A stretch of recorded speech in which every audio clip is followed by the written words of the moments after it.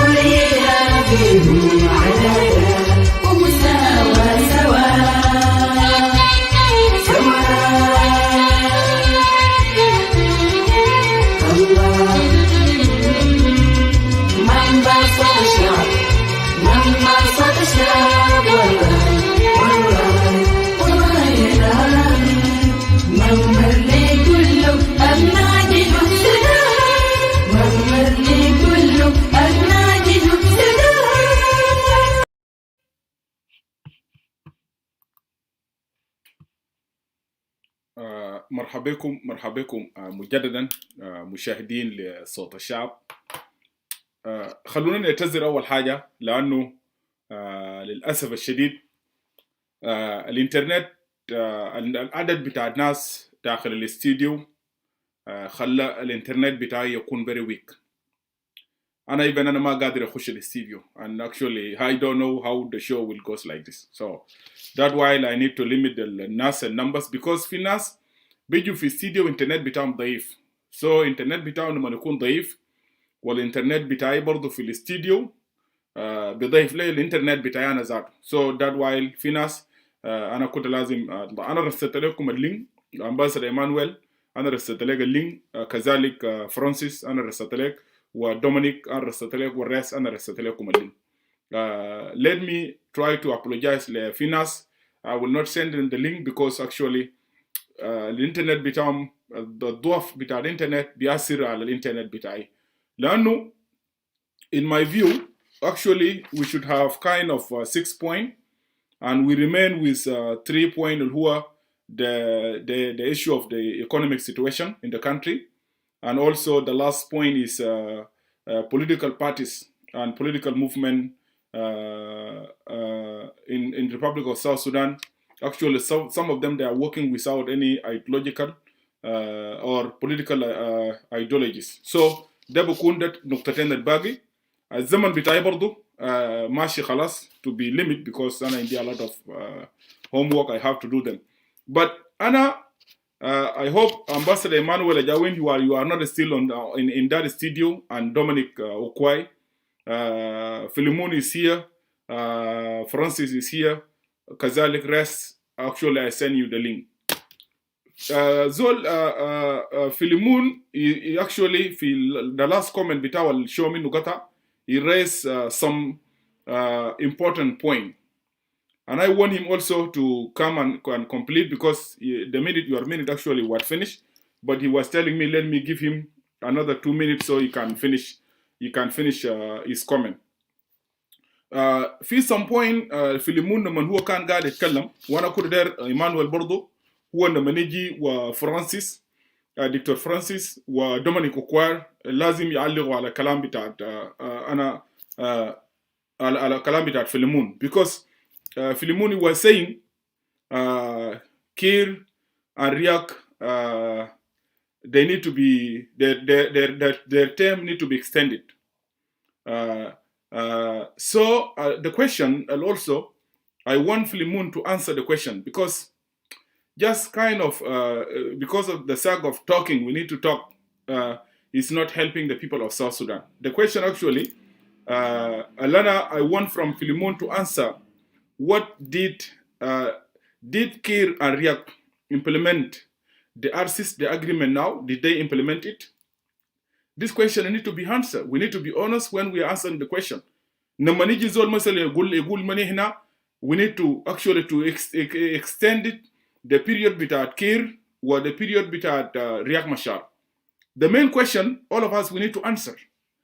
Hal Kir Mariak, in the last 2 years, did they implement peace agreement or not? Filimon himself, you need to answer this question. We need to extend الفترة بتاعهم. السؤال هل الناس did they implement the agreement in the last 2 years? This is the first question, need to be answered. السؤال الثاني, what did they do? What did they do to the people of South Sudan? Now the situation in the country getting worse. من ما كون الحكومة ده مواطنين بتاع جنوب السودان ما صرفوا مرتبات. السفارات الخارجية بتاع جنوب السودان البعثات الخارجية لجنوب السودان they did not receive their salary. And now 7 millions of people of South Sudan, they are facing starvation, hunger, severe hunger in the country. People now are angry now, mafi akil now. So no, it's not. They are facing the hunger. And nukta nimiri talata also need to be answered. Flimun waizol tani مثلا. We need to answer this, all those questions. هل مثلا الناس زال الغوات بتاعهم هل هم خرجوا الغوات؟ يا جماعة هنا you can see what happening in the Juba now. القاعد يصل في Juba شنو؟ all of you, you know what going on in the Juba. نسبة مثلا لعدم وجود الصرف المرتبات، مشكلة بتاعت أكل، حاجات دي كلها هسه خلت إنه وضع في Juba هسه is out of control. نحن شفنا قبل كم يوم القاعد يحصل للمواطنين للنسوان في Juba. So we need actually to be honest when we are talking on these issues. عشان كده أنا قاعد أفتكر إنه كلام القاعد يقوله جبال فرانسيس قال كلام مهم قبل شوية لما هو قاعد يقوله. So let me bring Philemon and you got to continue and complete his point. Let me give you 3 minutes so you can complete. Then I will bring, before Emmanuel Ajawin is not here, Dominic is not here, then I will bring Dr. Francis on to, yes.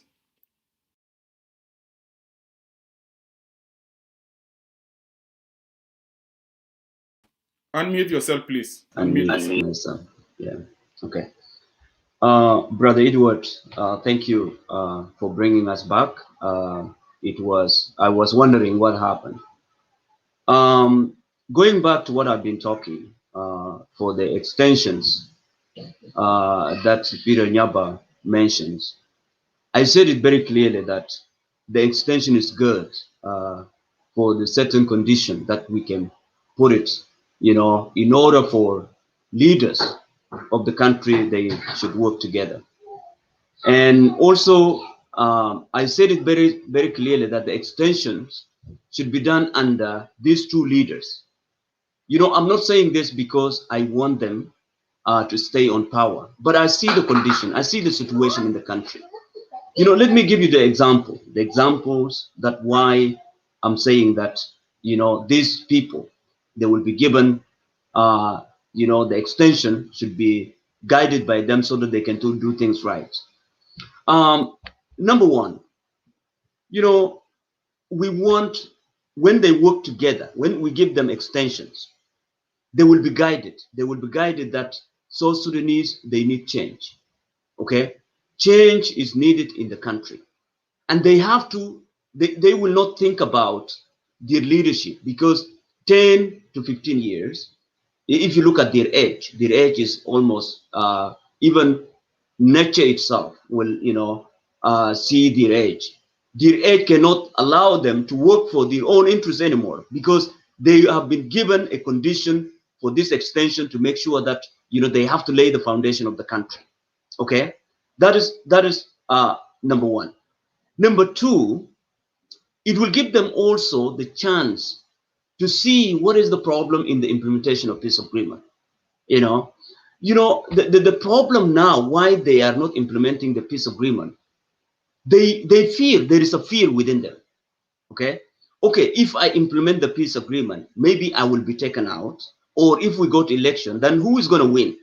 Those things are there. But when we eliminate the period in the RCS and extend it, then give them time. There is no any time. They have to work for the betterment of the country. They will not work with the fear. They will work with the cooperation, because they know that South Sudanese, they are tired with their leadership, and South Sudanese, they need them to do things right. And in that way, they can be able to do and transform the institution that we want to happen. So let me go in your question that you mentioned. You said that what did they do? Okay, in the agreement, what did they do? Or are they implementing the peace agreement? The suggestion that many people, they said it, that they have to go, Riek and Kiir has to go because they failed to implement the peace agreement, is going to be dangerous. Why I'm saying it's dangerous, these people, they are not alone. They have supporters. They have their own people that's supporting them. Okay, and the better example we can do is the Trump example. Look at what happened in America. Somebody who is popular, somebody who has a population, somebody who has a supporters, to take him out like that is not going to be easy. If we are saying that, like Ambassador Emmanuel suggested, then we are thinking about another war again, and that is not going to be good for the country. So we have to make sure that take courage and give them, time for them to do things right. And when we're giving them extension like Peter Nyaba proposed, we are not giving them without condition. There has to be a condition laid down for all South Sudanese to participate in this in this extension. Why I'm saying all South Sudanese has to be participate in this extension. It can be agreement that, all of us, the people, the civil society, the political parties, even people that negotiate in Rome, they have to be a part of this, because we want to do things right in 10 years or in 15 years, in order for South Sudan or next generation, they should not be trapped in to this problem again. And that is what, I'm looking, I'm suggesting that. I'm not saying because for the sake of saying. The last thing is, you said about graduation. Yes, we know that graduation is not going to happen. So, and do you think that if Riek will go out, we will have, or Riek or Kiir will go out, we will have a graduation? I don't think so. The problem is, like I said it before, it is not about leadership. It is about the people, because leaders come from the people. When the people are not genuine, trusting themselves, there will be a problem and crisis in the leadership process. And that is what it happened. Unless the society need to be transformed, illiteracy need to be addressed, so that people can know exactly who is going to represent them. And when you follow somebody, you have to follow based on the ideology, not based on just this person is my community leaders, this person is from my tribe, this person from. No, you have to study the political ideology of that person as a leader, and then you can, subscribe his ideology and follow. And that is what I'm seeing to happen. I may end it here unless you have other questions. Thank you. Shukran jaziran, Philemon. Before I give the floor to Ambassador Emmanuel to come in, and then, because you need to respond to some point, and then أنا أفتكر باقي النقاط الثانية أنا بدي بشوية تعليق لكم انتو بعد ما Ambassador Emmanuel وفرانسيس لو عندهم تعليق. Then باقي الحاجات أنا بخليه، لأنه أنا عندي a lot of assignment I have to go and do them. بدأنا داير أقول لفيلمون حاجة قبل ما ندي فرصة لعباس إيمان ولا جاوين. يا جماعة في نقطة مهم جدا إن إحنا we have to put it on consideration كلنا كشعب بتاع جنوب السودان وكمعارضات. أنا قاعد أتكلم عنه كيدول، أنا ما قاعد ندعو إنه يكون في حرب في جنوب السودان. I'm against that idea. أنا قاعد أتكلم عن peaceful uprising في جنوب السودان. Kir and Riek, they need to be removed by people of South Sudan. Gibel Francis, he mentioned this idea. Yes, Kalama Galo Filimun, Kir and Riek, they will not accept to accept aside. They will not accept that. But they need to be removed because they are power seekers. But then Al-Haja Tania, fi Kalam Galo Filimun Gubashwe. Filimun, this justification, even he cannot convince the kids who actually his age is 10 years. You know, wallahi yaqi, Riek Machar Salva Kiir al-umur bita mashi yakbar. So when they be in power for the next 15 years, they will be serious. Are you serious, Ya Filimun? Are you serious? You are not serious, my brother. Let us be serious. Quite. So those people already, they are useless and they will not do anything to the people of South Sudan. They need to be removed by people of South Sudan. They need to be removed by uprising. This is what we are talking about. Adwok Nyaba National Democratic Movement. You know what he mean, Ya Filimun. This is what he mean, by the way. I ask him, in extension, under who? Ya Filimun, let me be honest before I give chance to Emmanuel Ajawin and Francis. And Emmanuel and Francis also, they need to also talk about this extension. Kalamagalo Filimun Goshwe. Ya Jamana, Loni Naguna Kiru Riagda, Nedium, and another 20 years, they will not do anything to the people of South Sudan. Period. This is my personal opinion. Loni Naguna Lela da Kira Riag Mashar, Nedium Tana Teletin Sana, Min Hassa, Yekumu Julba Sudan, these people, they will not work together. Kullu ma yakunu shagalin, yidammiru al-balad, kullu zol shagal zay mo fi warga bita gurujana la gumbara, kullu zol yakun shagal li nafsu. So these people, they need to be removed. Ana ma gada gulu ni hina namshi lil-harb. Al-mumkin narja'u lil-harb munu le filimun. Ma de Kiru Riek.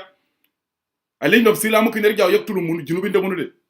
Let us be honest. Al-gada yaktulu sha'b bita Junub Sudan de munu de Kiru Riek. Lo mashina intikhabat, fi nas mumkin yaktulu junubin de Kiru Riek. They are the one can kill themselves and kill the people of South Sudan. Like happened in 2013, happened in 2015, 16, and happening again now in the country. Let us be honest. So what we are talking about, Kir and Riek, they need to go. Junubin, people of South Sudan, زي ما حصل في خرطوم يعني ما تقولي ده عندهم جيش عمر البشير كان عنده طماطم كان شايل مسدسات بتاع مويه عمر البشير في افريقيا كله في زول بتاع ميليشيات زي عمر البشير كان شايل مسدس بتاع مويه يا فيلمون يا قاعد يدقوا به الشعب السوداني ده مسدسات مويه ما هو انه يا خرطوم ده ميليشيات كان في السودان ده اكتر زي قاعد في جنوب السودان. Let us be honest يا جنوبين. كير and رياك ما في extension يدول كير and رياك. لو بيجي في extension في فترة انتقالية لمدة 15 سنة 20 سنة يكون عند قيادة جديد، يكون تاع إيمانويل، يكون تاع فرانسيس، يكون انتظار فيلمون رئيس. But these useless leaders, they need to go. Let me give floor to Ambassador Emmanuel Jawi. Thank you, Baj Mahandis. I was just laughing. أنا كنت بضحك للريماركس بتاعك الأخير. But it is very unfortunate بإنه يعني زملاء والرفاق زي ناس فيلمون they're still believing this hangover of cult leadership worshipping.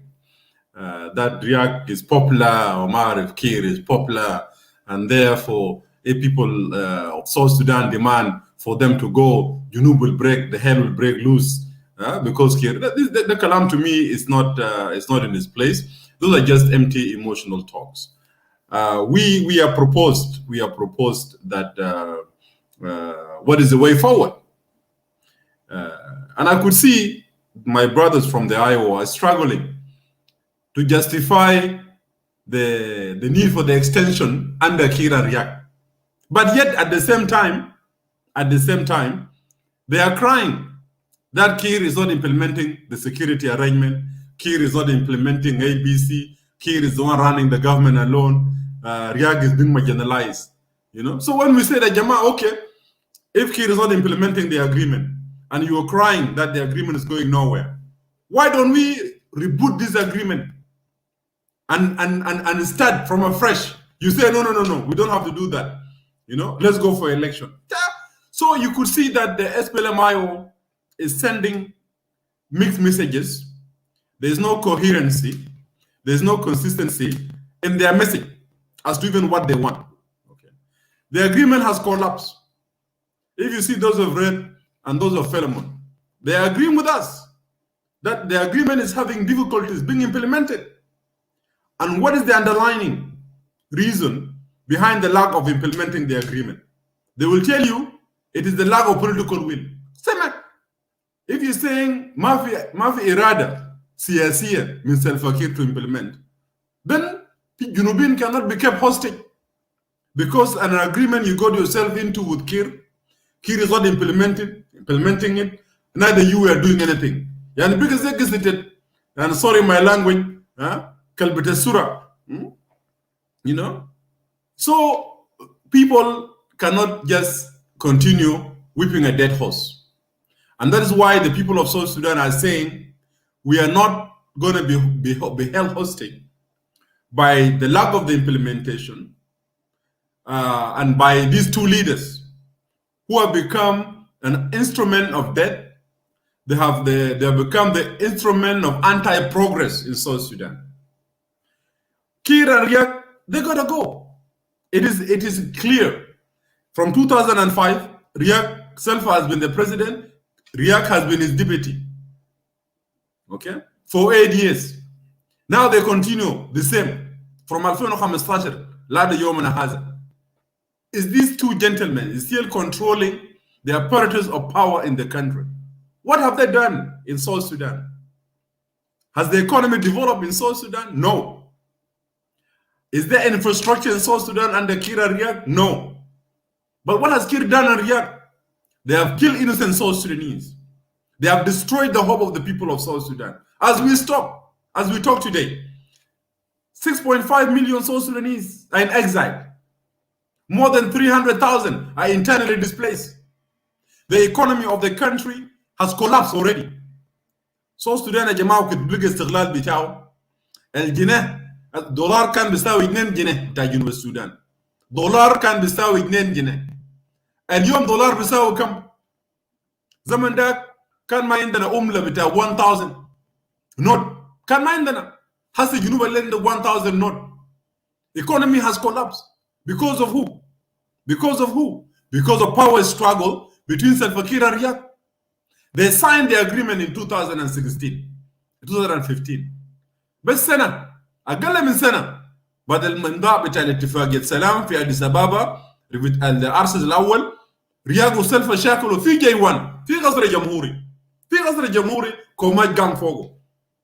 The agreement collapsed. Citizens displaced.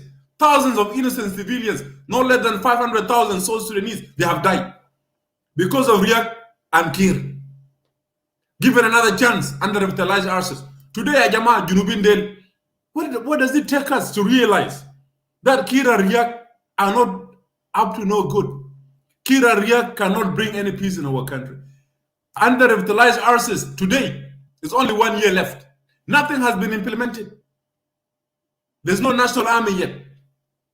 There's no improvement in the economy of the country. In fact, things have gotten worse. Junub Sudan now is going almost to 2 years, most of the diplomats without salaries. 6 months without salaries. 8 months without salaries. And you have 5 vice presidents, 550 MPs. And yet you have people who come and tell you that Riek and Selfa, they must continue. Seriously, continue to do what? They have destroyed our country. Junubin, we cannot be sitting every day while years are going. And our fate is being destroyed by these two leaders. Our country is being destroyed by two leaders. And you tell us that we should suffer peacefully. We should suffer peacefully. Let Riek and Selfa rule. Because the South Sudan da, Junubin del ma wildu, Mohadna ma wilden Rujal walen Nisa. Apart from Kiir and Selfa and Riek Machar. To me, this is completely unacceptable. Junubin, they have demanded and they have said it loud enough through different forums that Kiir and Riek must step down. And Kiir and Riek will step down. Whether they like it or not, time will come. Now, let me look at this other issue. When we talked about the framework of what is required, and I proposed the issue of the prime minister and having the president, is not out of a vacuum. Some people, they may be sitting on the fence and watching the so-called movie, the third movie unfolding before them in South Sudan. But some of us are active members of the opposition. You know, we are active members. We just don't talk, you know, behind the scene. We have seen that our country is falling apart. Now, why did we say that we are not talking about extension? Because revitalized access was meant to come to an end by next year. معناه اتفاقية السلام المنشد ده نهايته السنة الجاي. اوكي شهر 12. انت كده شوف الاتفاق ده انجز شنو في الفترة الانتقالية المفروض بانه الاتفاق ده والتايم تيبل الموجود يتنفذ. Ittifaq is coming to an end, okay, without it being implemented. Election was supposed to be the end, you know, the end result of the interim period. Election now is supposed to be in a year from now, and nothing has been done. Mano, it is among the elections. A program which you sign an agreement has not been implemented. Bino agreement has collapsed. Ittifaq then hard. So زي ما فرانسيس قال دكتور فرانسيس بينه عندنا خيار لو هم مشوا بعد الفتره الانتقاليه بعد ما ينتهي 2022 معناه الحكومه هيكون illegal. اوكي انت هيكون الحكومه هيكون ما عنده سند قانوني ولا سند دستوري. then what do? هيكون في فراغ دستوري في البلد. جنوبين يعملوا شنو؟ نقعد تاني ناخد الدنه ننتظر كيو سلفا كير يتواصلوا Of course not. So we're saying, first, there's an option, a peaceful option. And I don't think it's impossible. My fact is impossible. There's nothing called impossible. In politics, if you are somebody who is pessimistic, زول عنده أمل أنت سياسي فاشل. الشغل السياسي مبني على الأمل. Okay, you must have hope. And you must be able to change so that things could happen. History is not built in stones. Politics is not built in stones. It's dynamic. There's nothing called impossible in it. You know, Kir and Riek can be forced to step down by the international community, by the African Union, by the IGAD. Look at Ivory Coast. Reis Butamusha Aloboro Nazikowas or Nazikomo did not change and kicked out the president of Ivory Coast before. Why is it impossible for Kir and Riek to be told to step down? It's not up to them. If the African Union today and IGAD and the United Nations and the European Union and all the forces said enough is enough, Kir, you must step down, Kir will step down on Riek. If they refuse a peaceful means of stepping down, the arm of revolutionary struggle and any other means are there, available. And if that's what they want, Junubin are ready to go to that mind. The conditions now in our country is ripe for any revolutionary struggle against the regime in Juba. But we are saying, let's give it a peaceful means to reform the regime. Peaceful means to reform the regime. We are not naive, Dr. Francis. We are not. But we are saying, Kir and Riek, if they step down, they will pave a way for a new breed of leaders in South Sudan. Kir and Riek, Sudan had enough of them. Kifaya. Sudan are tired of Kir and Riek. We had enough. It is time for them to go. But if they choose that they cannot go peacefully and they want violent, trust me, it's a matter of time. And both of them will go. So these are the options that we have given to the people of South Sudan. Election is not possible. We cannot agree with the extension under this new leadership. Extension should only be based. There will be no extension. There should be new government formed, be it combined of technocrats or politicians. Then you could mixture of government. This is the reality we are talking about. Amma al-intifada al-shabiyya, ده كلام ساكت, ده أحلام سياسية. Okay? الشعب الجنوبي, as we talk today, is more tribalistic as we speak. Okay? It's more tribalistic. ليه جنوبين بيجوا ده وبيعتمد المهيات They have no salaries. Why don't they go to the demonstration on the street? Okay, because some people look at this government as our government. Okay, it's tribal in South Sudan. South Sudanese are not yet, in my opinion, although I may disagree with you, with some of you, in those who are talking that a demonstration can bring Kir out. This is a wishful thinking. And Dr. Francis, you are here, you are head of a party. Since your party has been formed, Yato Muzahara, that you guys have carried out in Junub to affect the change. Nothing. Okay? Even leave alone Muzahara. Why your utterance? What are you saying to the people in the media? Mafi. Okay? So we are saying, let us not just sit down behind the computers, and think that this demonstration will happen in Junub Sudan and topple Kir. Okay? Junub is tribal.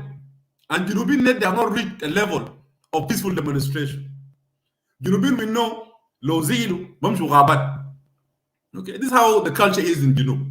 But we are saying, rather than going to that path of revolutionary struggle at the current time and say, خلاص نحن قررنا بأنه يكون بيننا وبين الحكومة في جوبا شكله, let's try the peaceful means, which means let us use the diplomatic pressure and political pressure to make the regime and to make the two leaders to step down and to agree on a new political program that will bring both of us. Nobody's naive. Here and Riyadh, up to them, Francis. They cannot just step down. Of course, but they can be forced to step down. It's not a first example. There are countries that were forced by their regional organization, by the international community to step down. Kira Lela, Lo IGAD, Galo, Inter, you step down on Riyadh. Can they go against IGAD? Can they go against African Union? There will be sanctions against them, and they'll be forced to leave. This is what we are saying. But if they refuse, don't make a mistake that us will be singing Kumbaya, my God. No, people will fight. And we don't want to go to that extent now. Because if we reach a conclusion that peaceful means are failing, then the other option for us is armed struggle.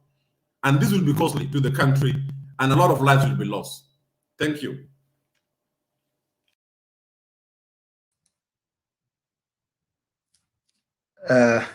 I think the issue is not about let me start with these things. Okay, I will come to Emmanuel Ajawin later on.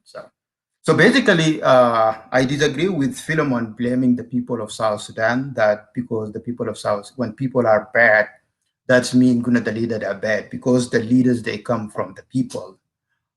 There is no any fact like that. It is an opposite. All the other countries who have grown is being changed by individual leaders. So the leaders, they paved the way. Even the United States, when it was established 230-something years ago, it was the roadmap was laid down by those founders. So, and these founders, they guide their people into the right track. So there is nothing that you say that the people who are the one who change the leaders, and if the people are bad, the leader will be bad. That is not true, actually. This is one thing. The second thing also, the issue of extension is good for the IOs, because the IO is in power, and they know actually the election is not even good for them, because they never contest election, and they can be able to get the vote that they need for them to hold into the position that they have right now as the first vice president, or even get the position of the presidency. And that's why the extension is a good song for them. And they have to dance, although they did not agree, because Rez has a different opinion and Philemon has a different opinion. So why the extension is not good, I think I talk about it. I don't want to beat myself again. The extensions, why this government, they should tell us, the IO and the IG, why did they fail to implement the agreement that they signed? Why they didn't follow their matrix, implementation matrix and the schedules? They should tell us, is there any disaster that happened prevent them from implementing these things? No. So they should show goodwills.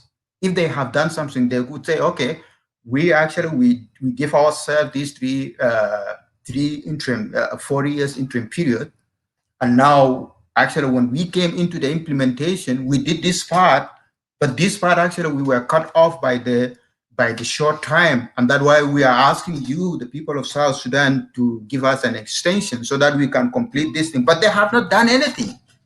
So they don't deserve going to be given any extensions. And to come and try going to say, oh, because Kir actually, I don't know, is 70 something years, Riek is 77 years, and therefore actually they will do the right thing because they don't have any incentive. That is nonsense. Nobody would accept that one. Actually, there is no anybody. I'm pleased that it would mention that things, because actually it cannot go into my head. What is this? There is nothing like that.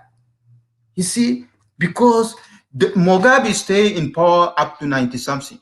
So if he was not pushed out from the government, he would have stayed for 100 years until he died. So you cannot come and tell me that because actually these people, they are almost 70 something and they would not, they will do the right thing. Why they didn't do the right thing from 2005? Why they didn't do it? They didn't do it. It is because they are incompetent. That is full stop. Let us talk about the economy. So we inherited a country that has a good revenue. Where are we right now? Emmanuel talked about the currency rate, which is going to the dollar that was 2. When we, in 2010, South Sudan GDP, the gross GDP per capita was 3,850. That's the revenue that we are getting. The GDP per capita, when you get all the resources of the country and divide them by the number of the people, so even if you don't work in South Sudan, you should be getting 3,850, you put it in your pocket without even working. But what happened to that one? What is the GDP of South Sudan right now? 200. Imagine from 3,850, the GDP has reduced to $200. So even the revenue that we have right now, if we divide them among the population of South Sudan, everybody will get $200 instead of something that was close to 400. So that's the indication the economy is deteriorating along these years. And who were in power is Kira Riek. Riek will not come and convince me that he was a vice president and that's why he didn't, he wasn't able to change the economy. That is not that's not logic.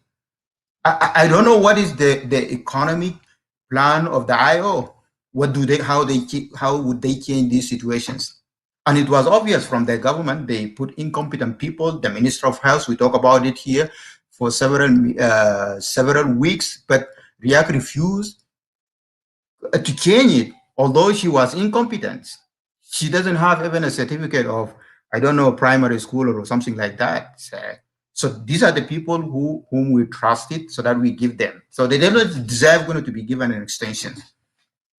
When you come to the issue of we haven't done anything, yeah, we have political party, we have the way that we are working, and this thing will appear later on. We don't need to come and brag about what we are doing as a political party on the social media. There is things that you cannot be able to see, but later on you will see the organization that is going on.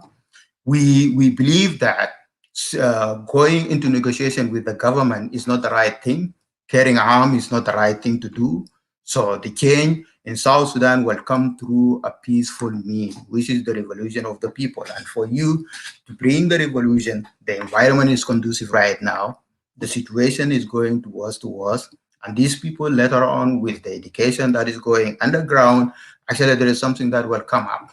But this one would not happen unless the people of South Sudan, they put aside their differences. Because we still, we know the right way to remove Kir. It's not by wishes, it's not by proposal like the way that some people, they try. And there is no international, there is no, if you feel, how are you going to convince the AU or the European to force Kir? The dynamic, the political dynamic within the world has changed completely. Because the intervention that the US and the NATO, they did in Afghanistan, in Iraq, and in Libya, has going to force these people to just don't push democracy to any other countries. Let them stay with the system that they want. So American democracy is no longer to be pushed outside. So the regional forces, they will no longer force any government outside. Look at Museveni. Now he's in power. Americans, they will not do anything and they will continue supporting him. Look at what happened in Myanmar. The coup, what did they do? They just condemned it, but they will not be able to reinstate Aung San Suu Kyi because actually they don't have anything. So if you are waiting from international community from outside to come and push Kira React, that is a dream actually. It will not work. So the only thing is for us going to work within our people because the people are power. This government is strong because there's still some people who support them. And that's why if anybody broke away from the government, that is a good person. We don't need to judge them because we need to weaken them. Anybody that will come out from the government, that is a good idea so that we can be able to form our coalitions. But that will happen until all the political parties who believe in a peaceful change, like the way that the Sudanese did it, it can happen. There are so many people who are desperate. They need power within the organized forces. If they get it, you think that they will turn it down? Abdel Fattah al-Sisi, he was a loyal supporter of Mubarak, but he accepted to step in. Abdel Fattah of Sudan also, he was a loyal, he looked like an Islamist, but there is no way that he can turn away the government. So now he's in it and he forced Omar al-Bashir to go in jail. So there is no way that you can remove a dictatorship by an agreement. It never happened. It's either if you have power to push him out using power, that is the only one, that is one way. Or you go through the revolutions and you use the organized forces, the patriotic officers within the army to help you achieve that objective so that you can be able to remove them. But without that, it will never happen. We will just be a wish's dream. So the extension is we should not give the government extension, although the government will not want, we are not the one who will give the extension. But we need to stand. If they do the extension against the will of the people, people can go on the street. Yeah, people right now, they may feel that they don't want to go on the street because they think things may change. But there is a time that when people came to realization that if I stay in my house, I will die. And if I go outside, there is probability that I may be shot and survive, and there is a probability I may die, and there is a probability nothing that would happen to me. So when that situation comes, then the people will be able to come out. It happened. It can happen voluntarily. Look at what happened in 2005 when the people of South Sudan, they had the news that Dr. Jongarang actually died in a helicopter crash. People went out suddenly. You see, nobody organized them, nobody tell them to go out, but they go out from the frustrations. So that things could happen. It could explode. It's brewing right now. So basically, that's the situation that we are in right now. So the extension, we should not give the extension for the government to make it short, and so that the government will lose the legitimacy. And then when even if you want to negotiate, you will negotiate in equal terms. But by wishes that the Kir and React, they will relinquish their power, that will not happen. Edward.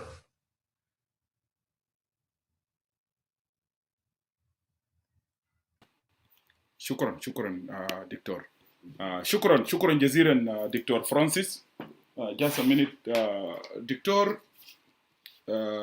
انت قبل ما ندي فرصة لفيلمون then we'll go to make the final comment on the issue between political parties and the economic situation. We'll limit the time so we can close the show. But let me add some point لكلام الجبال قالوا ambassador إيمانويل وفرانسيس هو ذكروا قبل شوية.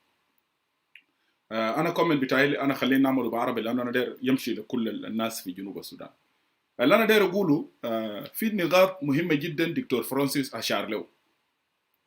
وبالطريقة الوضع بيمشي به في جنوب السودان حسب بالطريقة زي إذا نحن زادنا كمعارضة بقينا نحن بنياس في قرايات بتاعتنا للواقع في جنوب السودان زي ما أنا شايف التعليقات بتاعت الناس اللي قاعدة تحت هنا.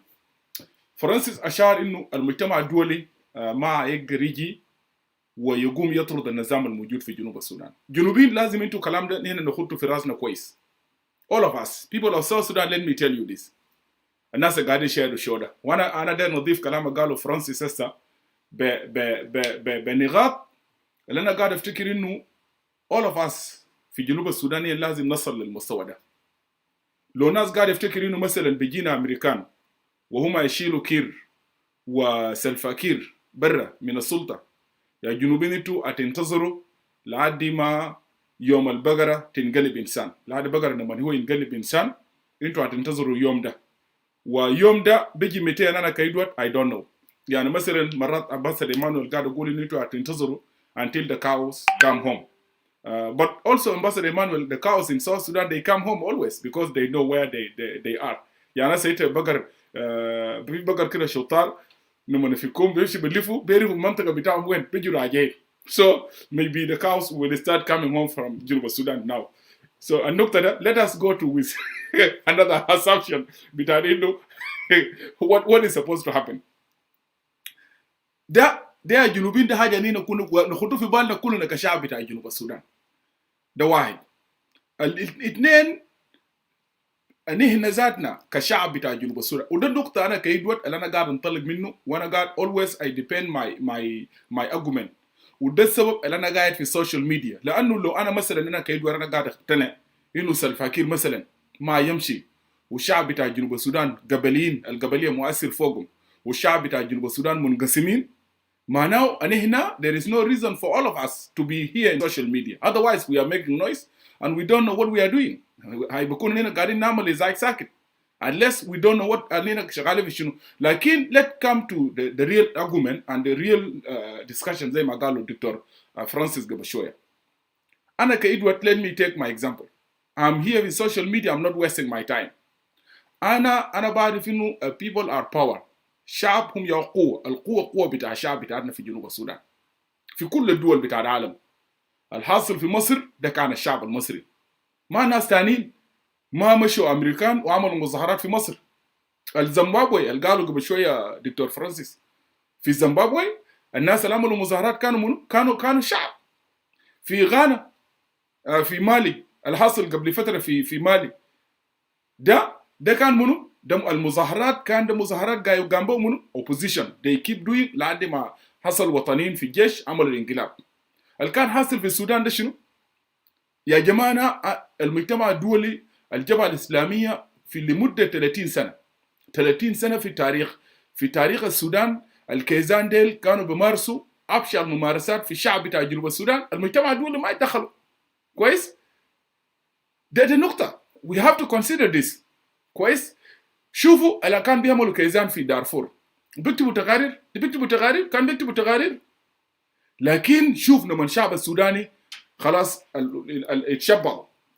اتشبعوا بالثورة. وده الكلام اللي قبل كم يوم النقطة ده أننا لازم كمعارضة we need to use it. نحن لازم نجيب في النقطة ده.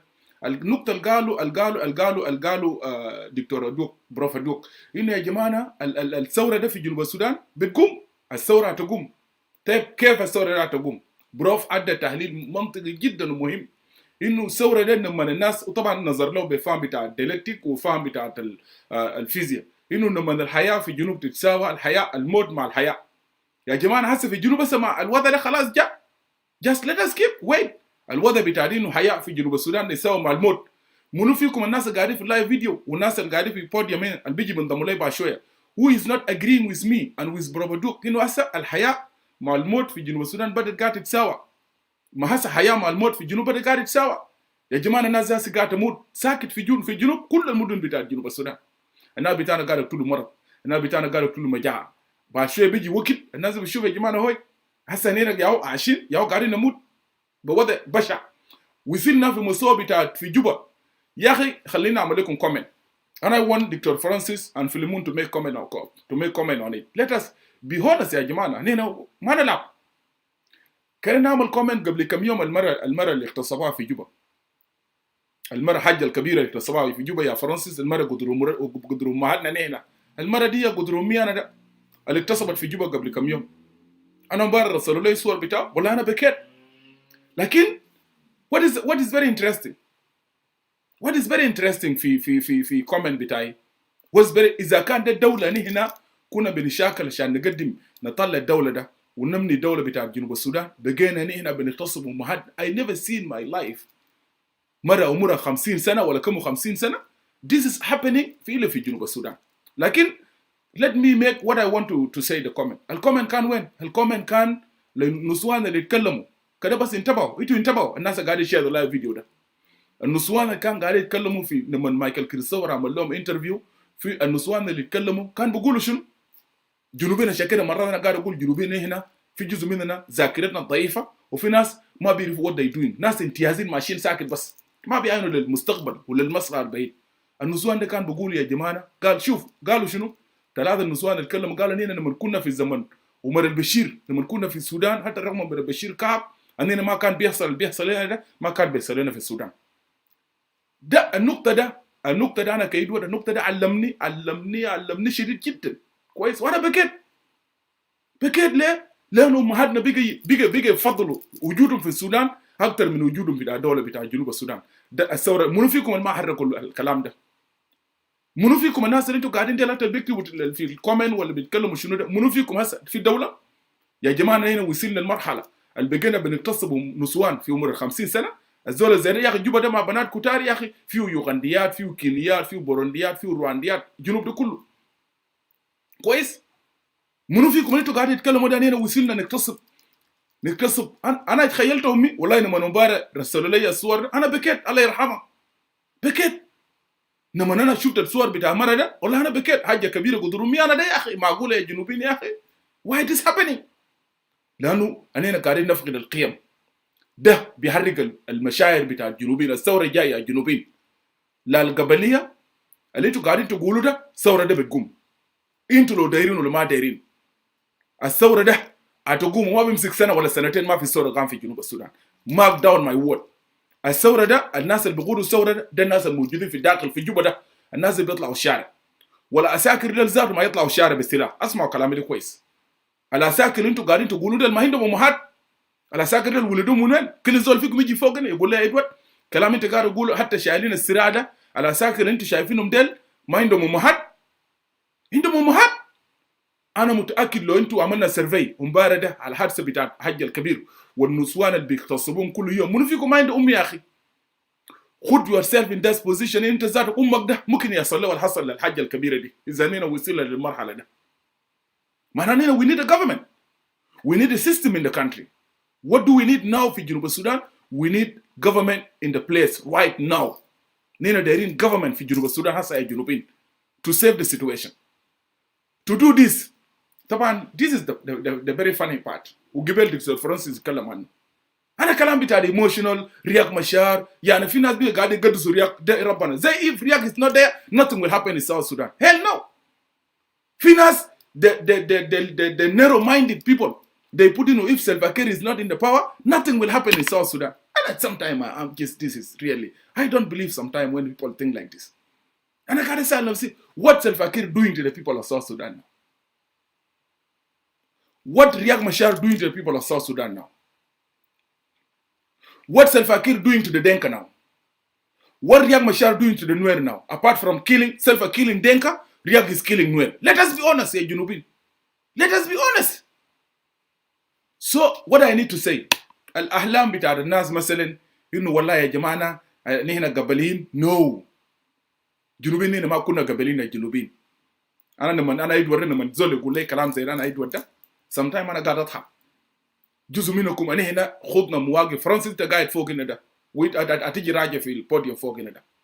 أنا هنا كنا يا فرانسيس لما كنا قاعدين في السودان هنا كنا بنعرف قبلية. في ناس الأفقهم ضيق. هنا خدنا مواقف صعبة كجنوبين كشعب بتاع جنوب السودان. قسمتنا السلطة والانتهازين اللي قاعدين في جوبا ده. They need to go. They need to go. And this is the right message. عشان كده أنا كيد برا أقول لكم مش أنا لأنه I'm wasting my time. No, I'm not wasting my time. أنا لو قلت لكم you cannot believe. And I have two very hard assignments. I have to do it now. An exam I have to take it tonight. Masai Dasher. 2 exams. And tomorrow. Until now I'm still in live video here. Do you think I'm wasting my time? I'm not wasting my time. I'm not wasting my time. Because we know. بعدين فكرة إنه يا أخي التغيير لازم يجي من برا. لا الموت جنوبين طبعا المشكله بتاعنا شنو؟ دايرين الحلاوه لكن ما دايرين تعب. ناس في الليمون ده دايرين ياكلوا مصاصه لكن they don't want to work for it. ناس دايرين تاكل مصاصه يجيبوا لك المصاصه بتاع الحلاوه بتاع الشفه تاخذوا يجيبوا لك يافرون في الكيد زي ما بتجيبوا لك شافه. You take it. People have to die. People have to die. الثورات كده، التغيير كده. الحريه تنار، فمن أراد الحريه فينكوي بنار الحريه. اسمعوا الشعارات ده مني انا ده. كلام الفارغ انه والله يا اخي الناس ورياض وسلفاكير وناس هيموت، ناس هيموت يس، ناس هتطلع الشارع، ناس هتموت، لكن هيكون في تغيير. عشان كده انا قاعد اقول للناس بدل رياض مشار كل مره رياض يمشي يرجع في الحرب مع سلفاكير because Salva need to keep his position as a president and رياض مشار need to keep his position as a vice president. وكل ما هم خلاص الترانزيشنال بيريود انتهى يمشي يشاكلوا ونرجع في الحرب وتاني يوقع اتفاقيه ورياض يرجع فايس بريزيدنت وكير يكون رئيس. يعني كمان يا جنوبين كمان we need to force them. جنوبين ديل can force them. What بتاع الناس في الليمون ده they know themselves انه رياض and كير they are failure. they fail. هم فشلوا كويس. الناس الشعب هيجي وقت. عشان كده انا ما قاعد اكون مستعجل. believe me or not انتوا دايرين ولا ما دايرين ولا يدوت. انا هسه قاعد اقول لكم لما انا بديت في السوشيال ميديا هنا ده هسه اليوم لما يوم ده الناس اللي اعلنوا ناس ريد كارد موفمنت ديل اعلنوا حاجه اسمه what they call it uprising بتاع 16 May. did I talk people go out? I said no. why? انتوا سالتوا نفسكم؟ ما سالتوا نفسكم. يدور قاعد فيسبوك الناس قالوا يدور يا انا اعلنت الثوره فعلا. قلت from today I'm working للثوره. لكن الناس قالوا نينا تعالين الشارع. انا جيت قلت الناس اطلعوا الشارع. انا ما قلت للناس اطلعوا الشارع. ليه؟ because the time will come. the time will come. خليكم الناس اللي قاعدين برا ديل، الناس اللي قاعدين في الداخل اللي بيتكووا بنار الحريه ديل هم يطلعوا الشارع. ما يدوت اللي بينكووا بنار الحريه ديل هم بيطلعوا في الشارع. الناس اللي يفهموا هسه الناس اللي بدأ قاعدين يفهموا انه الحكومه الموجوده لا حكومه بتاع دينكا، لا حكومه بتاع نوير، لا حكومه بتاع لاتوكا، ولا حكومه بتاع باريا. ده حكومه بتاع حراميه، حكومه بتاع قيادات سياسيه قاعده تهمهم مصالحهم الشخصيه اكثر من مصلحه بتاع الشعب بتاع جنوب السودان. So to make it short and bring فيلمون let us really انا معكم. انا مع فيلمون ومع ايمانويل. جبال امباستر ايمانويل قدم مخترعات. المخترعات اللي قدمه السفير ايمانويل هنا الجبال يا جماعه ده مخترعات جميله جدا ممكن تطرح جنوب السودان برا الامان. لكن the question is منو هيشيل كلام اللي قاله السفير ايمانويل ده؟ حتى في مفاوضات الماشيه في الروم ده مع ناس ايمانويل وحكومه بالافكار السمعه ده، حكومه ده ما راح تشتغل بهم. ليه؟ ما راح تشتغل بها. حكومه ده ما راح تشتغل بها خالص. ليتس ما دايرين نقوش نفسنا. حتى ولو حكومه ده وصل لاتفاق مع ناس السفير ايمانويل والباقي المجموعات بتاع السوما وانضموا لرياض مشار this government will not implement any agreement. This is my point كإدوارد. This is my point. أنا بابا كذب على يزول. لذلك أنا هنا قاعد نركز إنه يا جماعة what is the best way and the way forward. خلونا هنا نركز. أنا شخصيا this is what I'm doing and this is the role of the voice of the people forum. هنا يا جماعة we'll keep making awareness. والله نفسنا ده طويل. أنا إدوارد نفس بتاعي ده طويل جدا. كلام الفارغ بتاع يعني يزول يقول لي تدافع عن اتفاقية ميت أصلا. اتفاقية يا فيلمون قاعدة. Can you believe يا جنوبين كل فيلمون ناس بيجيوا فوق بعد طوالي. Let him come and deny this. If you don't have that information call Juba right now and just come and talk to me. وانا قاعد اتكلم في قصات بتاع الجنوبين. يا جماعة رياض مشار ده قروش بتاع مكتب بتاعه to run his office in Juba ما قاعد يلقاه. فيلمون are you joking? Are you kidding me? Or are you kidding Emmanuel for instance of people of South Sudan? Which agreement you talking about? فيلمون انا بتحداك قدام جنوبين في اللايف فيديو ده. انا بتحداك call مكتب بتاع رياض مشار right now. Tell them Edward قال للجنوبين رياض مشار ما قاعد يلقى قروش to run his office. رياض قاعد يشعر هسه عشان to run his office. They coming me to implement extend the period نمدلهم الفترة بما هذول اصلا يا اخي الناس اصلا ما عندهم spirit. سلفاكير ما عنده نية عشان يمد الاتفاقية. لكن there is a point. And فيلمون I'm not going to force you because انت عندك التزام سياسي وانت موقع اتفاقية. لكن this will be our role, our part. And I know in the last minute لو الناس بيجا ماشيين ل uprising I know you will support it. أي زولات في كوادر بتاع SPLM قاعدين في جوبا هسا when the right time come they will support it. وبelieve me يوم جنوبين ده يطلعوا حكومة ما بقعد for 2 weeks. جوبا ده ما بقعد for 2 weeks. لأنه الجيش هيجيبوا مع الشعب بتاع جنوب السودان. انتوا اسمعوا كلامي ده بعدين خلوا كلام النايده قال والله ميليشيات وكل زول شايل سلاح وده بنرجع الثوره ده. ما انتوا لو دايرين التغيير قاعدين نعمل اويرنس هسه. انتوا دايرين انه يمشي بالتي احسن والجيش اللي قاعدين شامبله ده ما تنهانوا تتفتك يجيبوا الحكومه هم بيعملوا دايرين يبقى غابه لانه كل زول عنده سلاح والناس جنوبيين خلاص وصلوا لغنا ما دايرين الحكومه بتاعت كير. الحكومه ده خلى الجنوبيين الكرامه بتاعتهم تنتهي. الناس بيجي ما عندهم قروش، الناس بيجي ما عندهم مرتبات. جنوبي قاعد يشعروا يا جماعه، جنوبي قاعد يشعروا هسه. شوفوا جوبا ده شعب بتاع جنوب السودان بي قاعد يشعر، شعب جنوب السودان بي قاعد يموت بكورونا ساكت، ما في زول ولا في زول فاضلهم ذات. انينا بقينا اطوقه للدول زي السودان ويوغندا وكينيا، بقينا ما عندنا كرامه، ما عندنا مكانتنا. انينا عشان نرجع مكانه بتاعنا كشعب بتاع جنوب السودان، the only option اللي قدامنا ونينا قاعد نشتغل له this government need to go. I don't believe in any signing any agreement with Kir because Kir will not implement that agreement. This is my belief, Edward. I will be wrong with Emmanuel Ajawin, with Francis, with Philemon, but الواقع قاعد يأكد. ورياض مشار هسا أنا كلام ده قاعد أقوله because I have information من جوبا. Philemon will not deny it unless you don't know what going on. لو أنت قاعد تنكر ساكت come and tell me Edward رياض مشار قاعد يصرف قروش بتاع how to run his office. أنا بتحدى and call his office. Call them now. I know what I'm talking about. لذلك don't come and we deceive ourselves. This government, it must go. Let me give a chance to Francis, to Philemon. Then I will give to Francis, and the last to Ambassador Emmanuel. Then we can close the show. I will continue later on.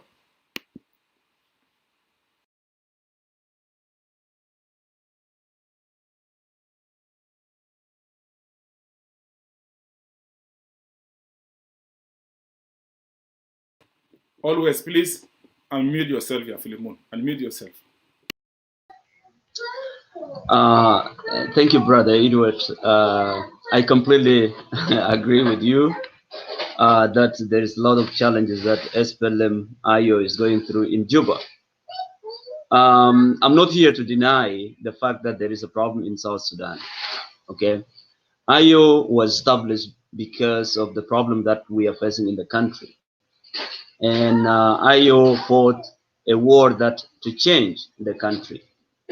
But what make me a little bit, disagree with some of the facts you guys trying to say about the revolutions, or Kir must go or Riek must go. I think it is not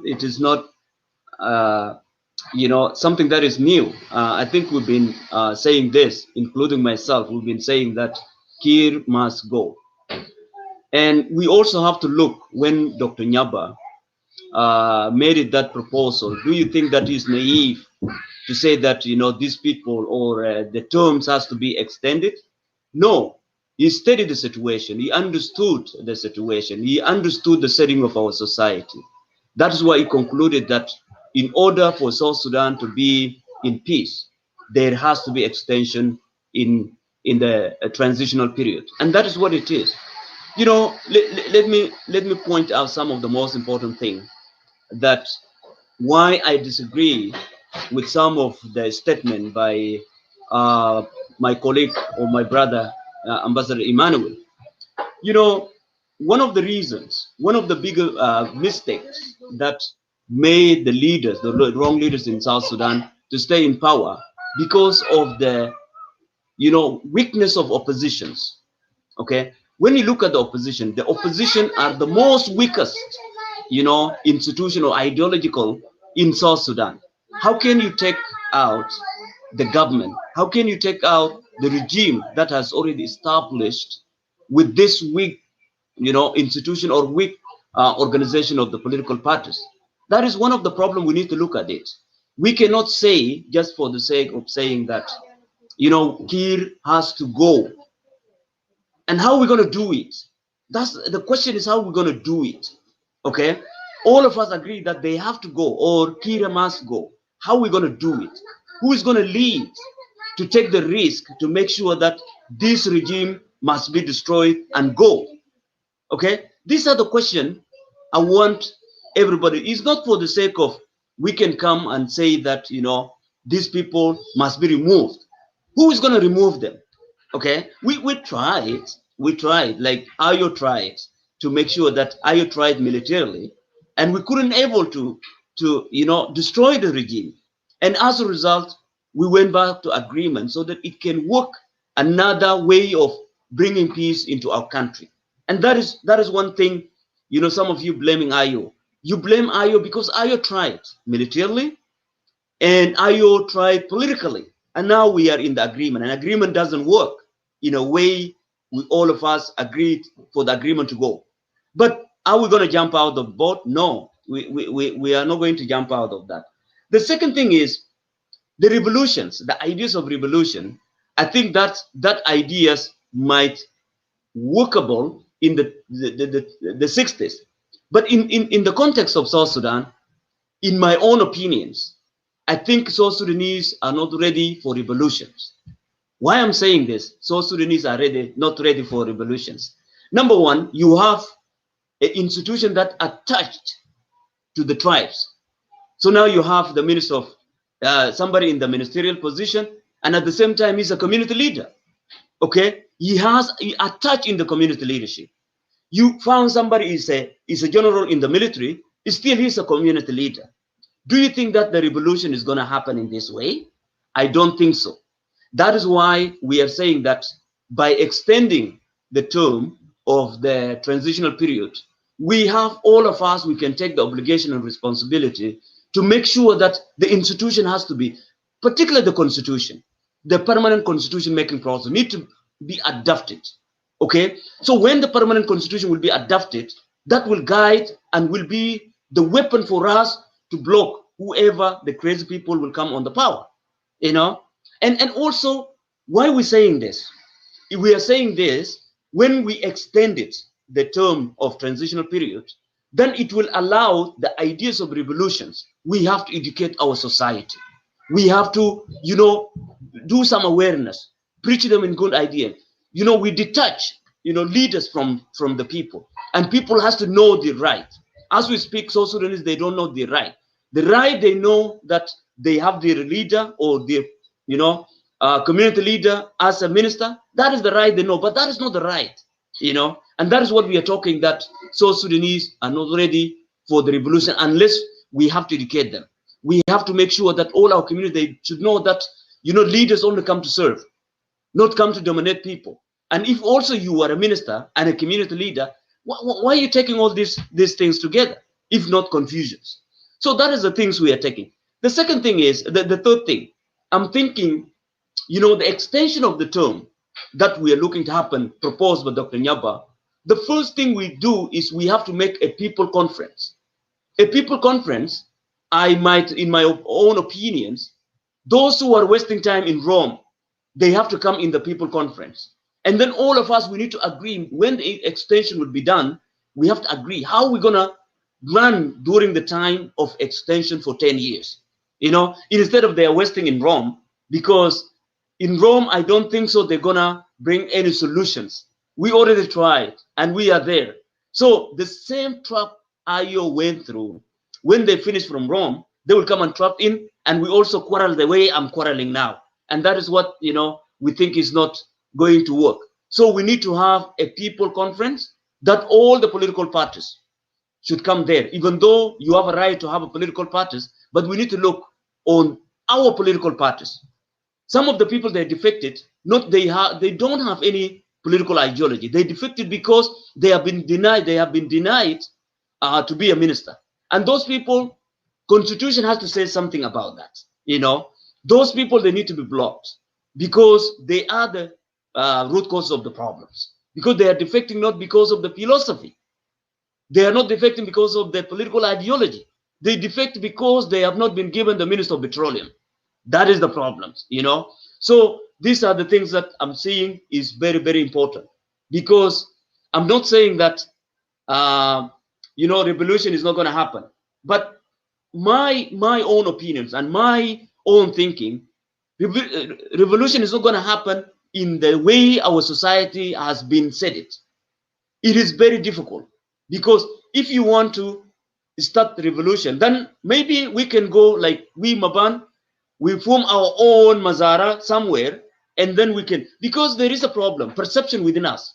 If we come out, then the people ask, who is going to demonstrate? Is it Dinka? Is it Nuer? Is it Maban? Is it Bare? These are the perceptions with our people. That's why I'm saying that I concluded that it's very difficult for us to make a revolution in the time that we are in. But if we give the extension, it doesn't matter. At the end, Kir and Riek, they are our people. Okay? So we are not giving them, because not Riek, as I always say, my leader is always a victim, because he have not been given a chance to exercise the wisdom that he has, exercise the way he wants country to be ruled.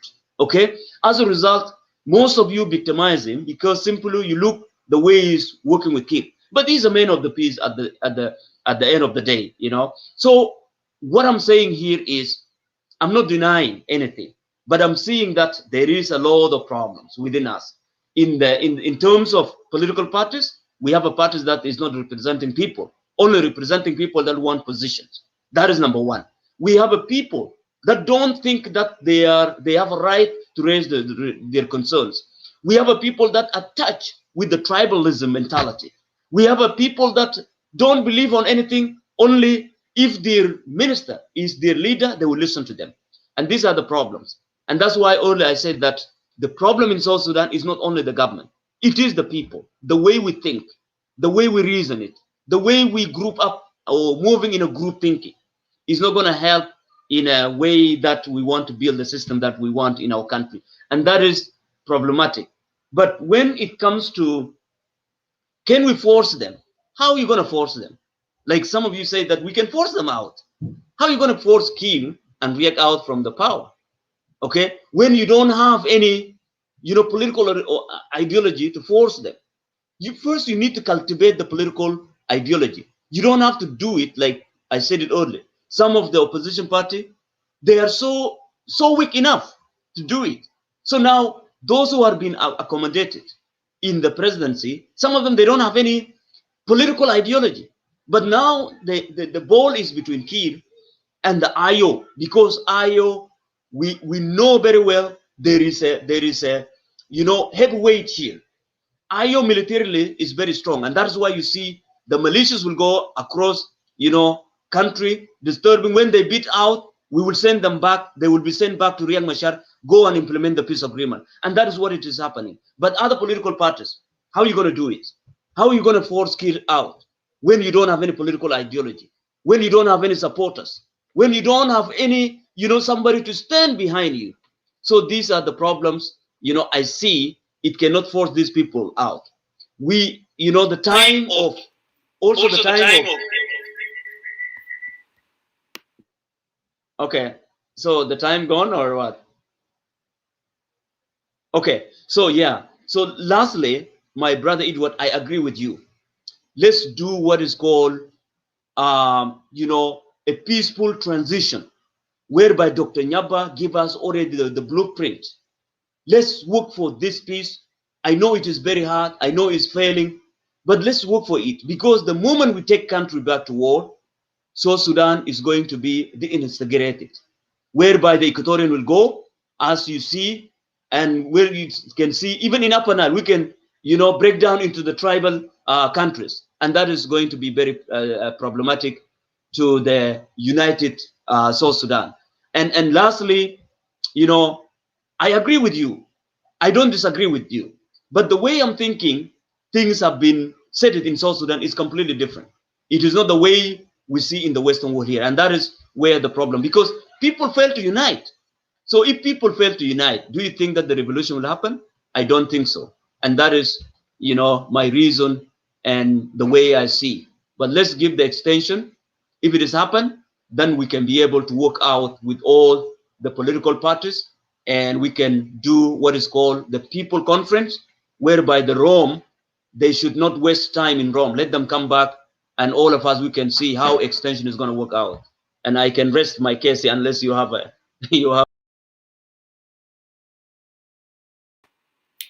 Thank you, Brother Philemon. شكرا جزيلا. خليه قاعد. I will give you some 2 minutes to conclude. And then ready, Dr. Francis, the last chance, and also I will give Ambassador Emmanuel.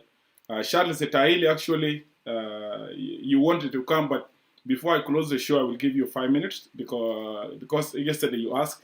We'll give you 5 minutes to say whatever you want to say because your internet is always weak. قبل ما أنا أضيف صديق Dr. Francis, let me make this comment. I think Francis also he noted down Ambassador Emmanuel. Philemon قال نقطة مهم جدا and this point they need to be corrected. I will not let it go like this. هو فيلمون قال يا أخي موضوع بتاعت المظاهرات في جنوب السودان. المظاهرات ما بقوم في جنوب السودان وإلا كل القبائل يعني مثلا he given an example بتاع إنه مابانيس they supposed to organize an uprising في مابان هناك ودينكا the same شلوك the same. يا جماعة what is the so funny؟ إذا كان يا فيلمون this is the way the intellectual thinking in South Sudan معناه هنا في الجنوبين we are actually هنا in a big problem because ليه يا جماعة ما في مظاهرات بقوم بو قبائل ما في I never see this in my life. I never see this in all my life. من بدأ مارس العمل السياسي أنا ما شفتها إلا قبائل في مناطقهم مثلا قبيلة عندهم مشاكل وهم يا مسيطرين في منطقة بكون ده مطالب وكده. المظاهرات يا جنوبين قاعدة تقوم بها الأحزاب السياسية بتقوم بها الأحزاب السياسية بتقوم بها النقابات بتقوم بها منظمات بتاع المجتمع المدني جماعة الضغط. ما في مظاهرات بتقوم بها قبائل. And this is one of the concepts أننا الجنوبي we need to change it. ليه؟ لأنه بقينا يعني شفتوا القبلية دي وصلت يعني في مستوى في جنوب السودان. لقينا الدور بتاع الأحزاب السياسية وبقينا ندي يعني القبائل بتاعتنا نجيبهم في العمل السياسي أو نزجبهم في الممارسة السياسية. وده إذا كان ده أول وضع في جنوب السودان والله زي ما قال يقول أمباسادور إيمانويل جاوين until cows come home. I don't know they are coming from where. But until cows come home you will have it في جنوب السودان. So يا فيلمون عليك الله يا فيلمون من فضلك. Next time don't repeat kind of this mistake my brother. Don't repeat it. نحن ناس we are fighting here because دايرين نقول للناس أحزاب السياسية. دايرين بنعمل في الوعي لأنه الجهاز الأمني ما قاعد يدي فرص للممارسات السياسية. لكن we are forcing إنه it should happen. كيزان كان بيعملوا كده حصلت في السودان. So let me give chance to Dr. Francis. يا فرانسيس ناس في الأمور شكلهم دايرين ينتظروا البقر لما يجوا راجعين زي ما أقول أمباسادور لكن أمباسادور إيمانويل جاوين you need to explain to جنوبين your cows from where they are coming. So Francis go ahead.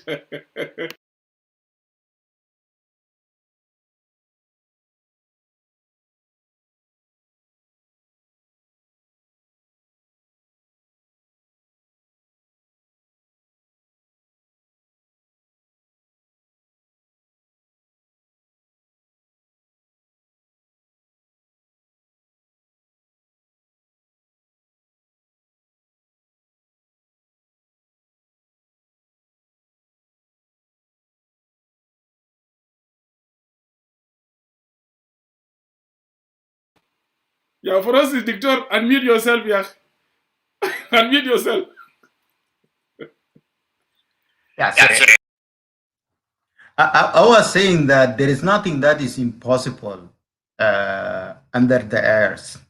Even the revolution that the people who are in the government think that it is not possible, yeah, they have the right to say that, because if you can remember, 1 week before the ousting of the National Congress regime in Khartoum, Ali Osman was asked that this demonstration actually may succeed and oust the government out. He said these are wishes dream actually. So there is nobody who is in the government who will say, even if he was about going to collapse, admit that the revolution could happen. But you will get surprised, and that is a good thing.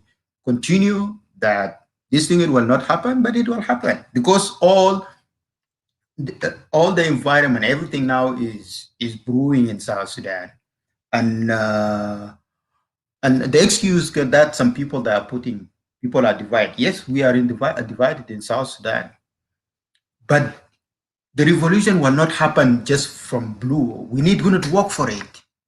You see, so we will extend our hand to everybody who want to work for this revolution to happen. If educations, we can educate our people so they do it right. They will understand, because when these are the same people whom we say that they're illiterate, but these are the people who understand the importance of referendum and voted overwhelmingly for the independence. So they could understand. It need just work. So we need to trust ourselves and be honest with our people, spread the word. Political party, they need to come into alliance. They form a big alliance where we can be able to discuss how we can approach this thing. Because there are so many plans there. So we come and put all the plan together and we work. If you are a political party and you have a domination, for example, in Upper Nile, okay, we give you the section for Upper Nile. You talk to your people, you convince them that we have a program that is going to change South Sudan completely. So, and these, they will trust the people who will go there. The same thing, those in Barghazal, they do that one. Those in Upper Nile. It's not we do it as in tribe, but we use all the means. We indicate that we need to stand together. Because if we come together, we will be the power, because the government get its power from the people. There is a one fable that I read, one of the books that I think it would, if you read that book, you could be able to remember it. There is a master monkey, something, a fable in China. These, the man is send those monkey to the farm and the bushes to collect food and bring them. And every monkey who gonna collect something from the bushes, he has to give the old man 10% of its collections. So that one has been continued, and this man has been mistreating these monkeys for ages. So basically, one of the younger monkeys asked these people, so why are we doing this? Is this, if we refuse right now, what would happen? So they say, is this man is the one who cultivates this thing? No, why should we give him 10%? So they say, they agree, and they say, no, we would never give any of our share actually to the old man. And overnight they get out, they destroy all the farm, and the old man die of hunger. So this is the situation that we are in right now. The government is strong because of our support. Because there is a lot of people who see that we support the government. So because there is one people who is looking for position there, everybody wants to get in and have an agreement with the government. And that way, as long as we continue to run after government, the government will not do anything. But if the people went on the street today, so we will disseminate the information, give them everything they need, they become enlightened, they know that their unity is very important so that they can face the disaster, that the government that is not offering the service that they need, that is not providing the security. So these people, they know, and they feel like the incident that you just talked about the old women. I was really shocked. I don't know what to say. What kind of people are these? What kind of human being are we? So basically, 72 years old women to be raped and killed. And this is the rhetoric that the president was doing, because when he went to Jonglei, he told them, actually, if you guys fight, I will not send any police, and my army, the only small army that I have, this one for myself. And that's why I was talking about the entitlement of the SPLM, because Kiir thinks that the police is his own forces. The army is his own forces. It's not the forces of South Sudan. That has his own properties. He treats these people as his own properties. So that when we do this rhetoric like this one, when the president speaks irresponsibly, is embolden those criminals. And that's why they did, we never had this thing happening in Juba. It is inside Juba, imagine. So nobody is safe, even if you are living in Juba also, you are not safe. Yeah, we used to hear that people were fighting somewhere in Jonglei, fighting in Warab, fighting in, I don't know, in Rumbeg and whatever, and people were in Juba were safe. But right now, the criminals, they have come into Juba, and they are committing these things. So nobody has been raped in Juba before. So this thing is getting closer. Do you think the people will tolerate this thing to happen every day? No. because actually I will be angry for this thing going to happen to my sister, to my mother. It was really very unfortunate. So if this thing will not actually stimulate the people going to go out on the street, I don't know what else. What else are we waiting for? So these things is likely going to explode sooner or later, but it need work. There is nothing happen without work. Everything needs effort. And we have tried the military solution, and it will not work. The only way that you could be able to dismantle dictatorship is through people revolution. And for people revolution going to happen, the people of South Sudan, they have going to come together. I know there is a tribalism, there is a division. It is because we allow the government to attack us in our court, in our own house. The government is dividing us, and there is nothing that we are doing to attack his weakness. So, and that's why we need to study the government well and see what are the strengths of the government, what are the weaknesses, and according to this study, we could be able to come with a plan that we target this thing. The problem that the opposition did, and especially the G10. G10, these are the people who were in Bush. So they should have a leverage. They have connection within the army. But the problem that they did, they abandoned the army to Kir. They pushed abandon Kir. They give him the army, and that's why Kir becomes very strong. But if they speak to the people within those army, actually, Kir would have been weak. So because actually those army will be part of them, because they should have supporters. But for them, they abandoned that one and they went out and start crying, and they think that it will happen. It will never happen. It's not everybody. You need to understand in the army. Even if I'm a soldier today, I will be given command. I will go and fight, but it's not because that I want to. But there is no way that I can be able to say no, because if I say no, I will be killed. So we should not treat the army. All of them, they have the same idea. They want to go and kill people. They want to no. This army, they are human beings. They want to live like anybody. They have kids. They have a family that they want to take care of. They have the same feeling like us. So basically, they have their needs, but according to their rules, they cannot say anything. You can go and do something that is against what you believe. And that's why you see most of the time we assume that the army is all supporting the government. But sooner or later, when people go on the street, you will see the army actually say, oh, no, we are no longer this thing. But they don't do it until there is something that they see that the people, they united and they will support them. And that way they can be able to shift their alliances. And that one also can happen in South Sudan. Look at if there is a government that is very strong and have a military connection, could be the National Congress Party in Khartoum. But what happened? Because they changed the army for 30 years, they make it like an Islamic. So it's their own army. They fire everybody who is against their ideology. And what would remain were their people. So this actually, but when the situation came, they shifted. Even the international community will not intervene until they realize that the current government is a weak government, and therefore actually there is no longer supporting. Look, for example, during the demonstration, the uprising in Egypt, America was in the middle. They don't want to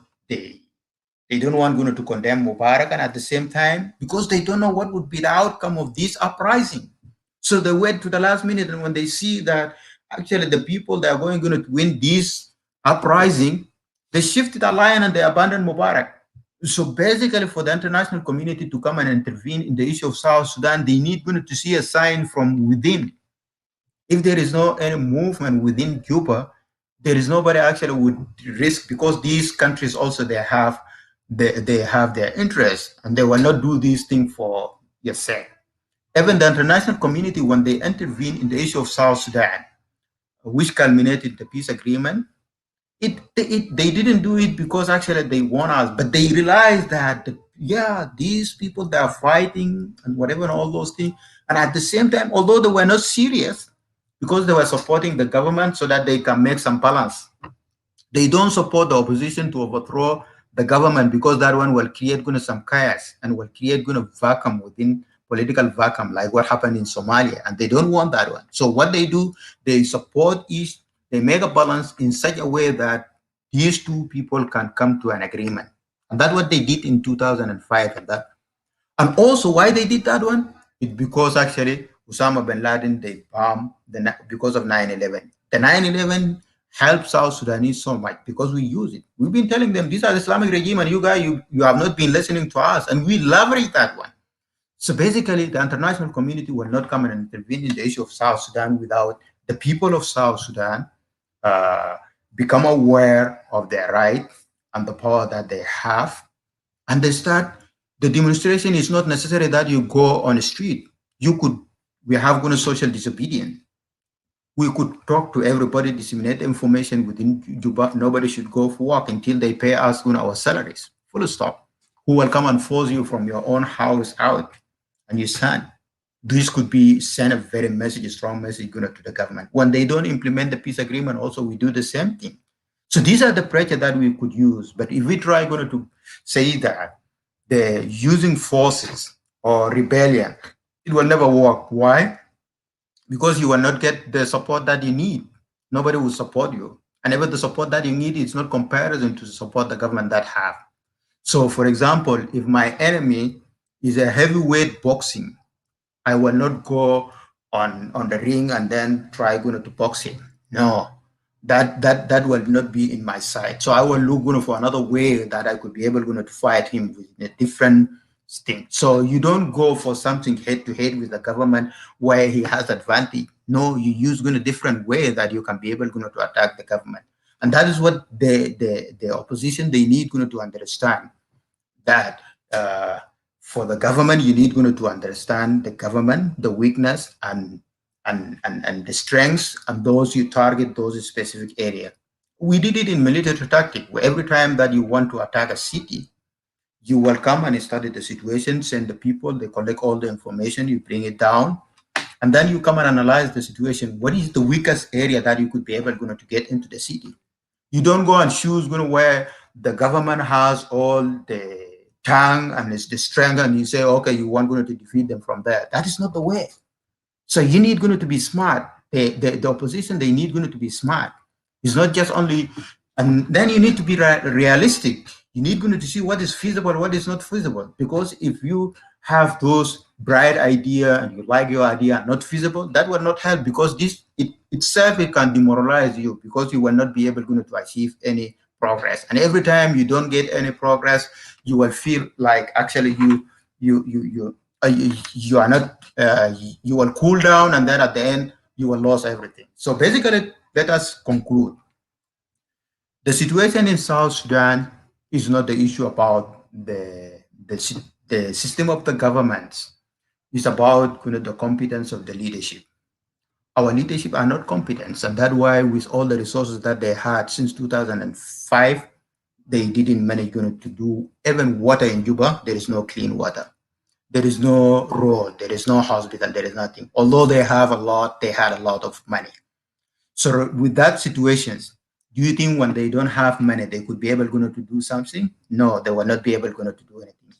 The second thing that we don't have is the issue of principle. We don't have principle.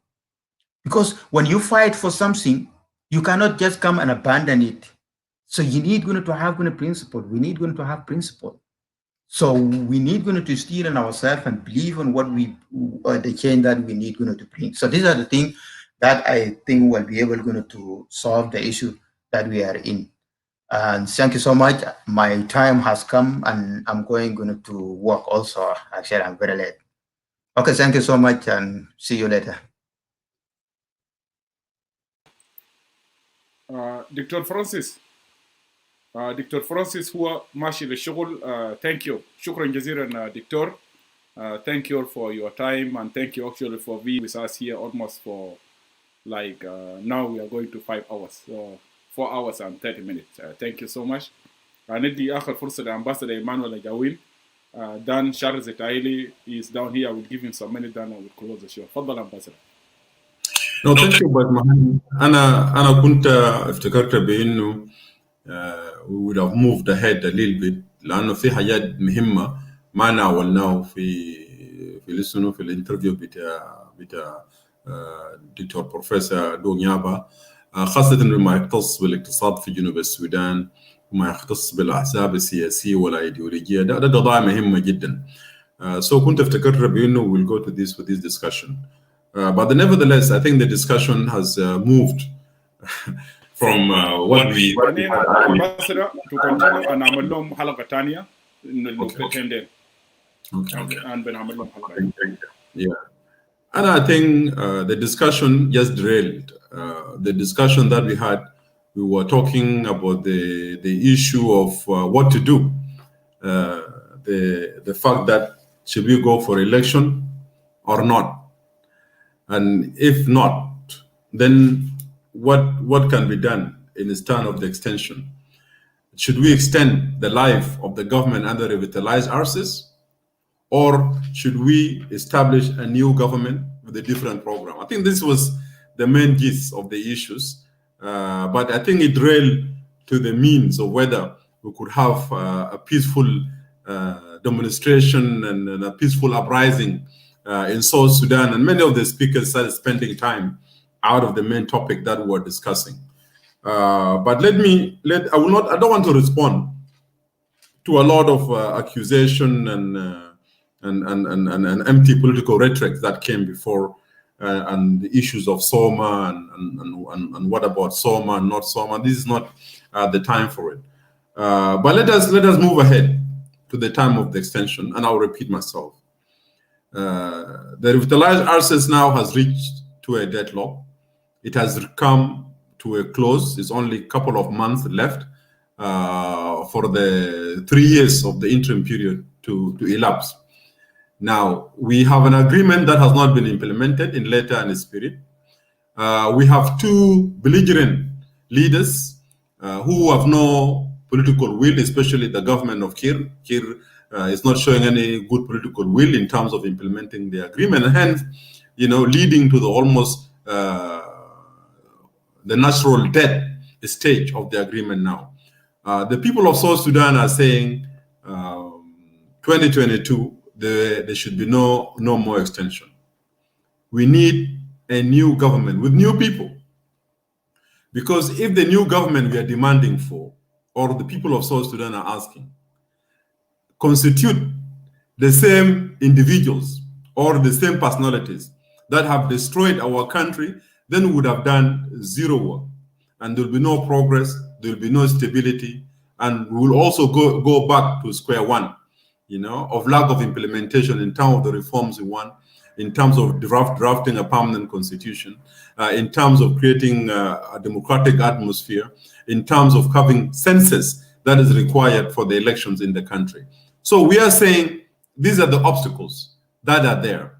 And the only way to overcome it, as Adwok have said, that you need a national democratic revolutionary forces, or what I call, I may even take it, not only the national democratic revolutionary forces that are required, but we will need each and every Southern Sudanese political forces in the country, plus the civil society, the youth and the women organizations, to converge and to agree on a roadmap plan of how to rescue our country. Because the other option is for us, is for the government to extend itself, and we in the opposition, of course, will reject that extension because it will be illegal. It will be illegal, and the government will be actually an illegal government. It will not be a de jure government. It will just be a de facto. And we also in exile will be forced to form what we call the government in exile by the opposition, and that will create a political anarchy in the country. So what we are saying is that the politicians who are in Juba and those who are signatories to revitalize RCs, they have to rethink.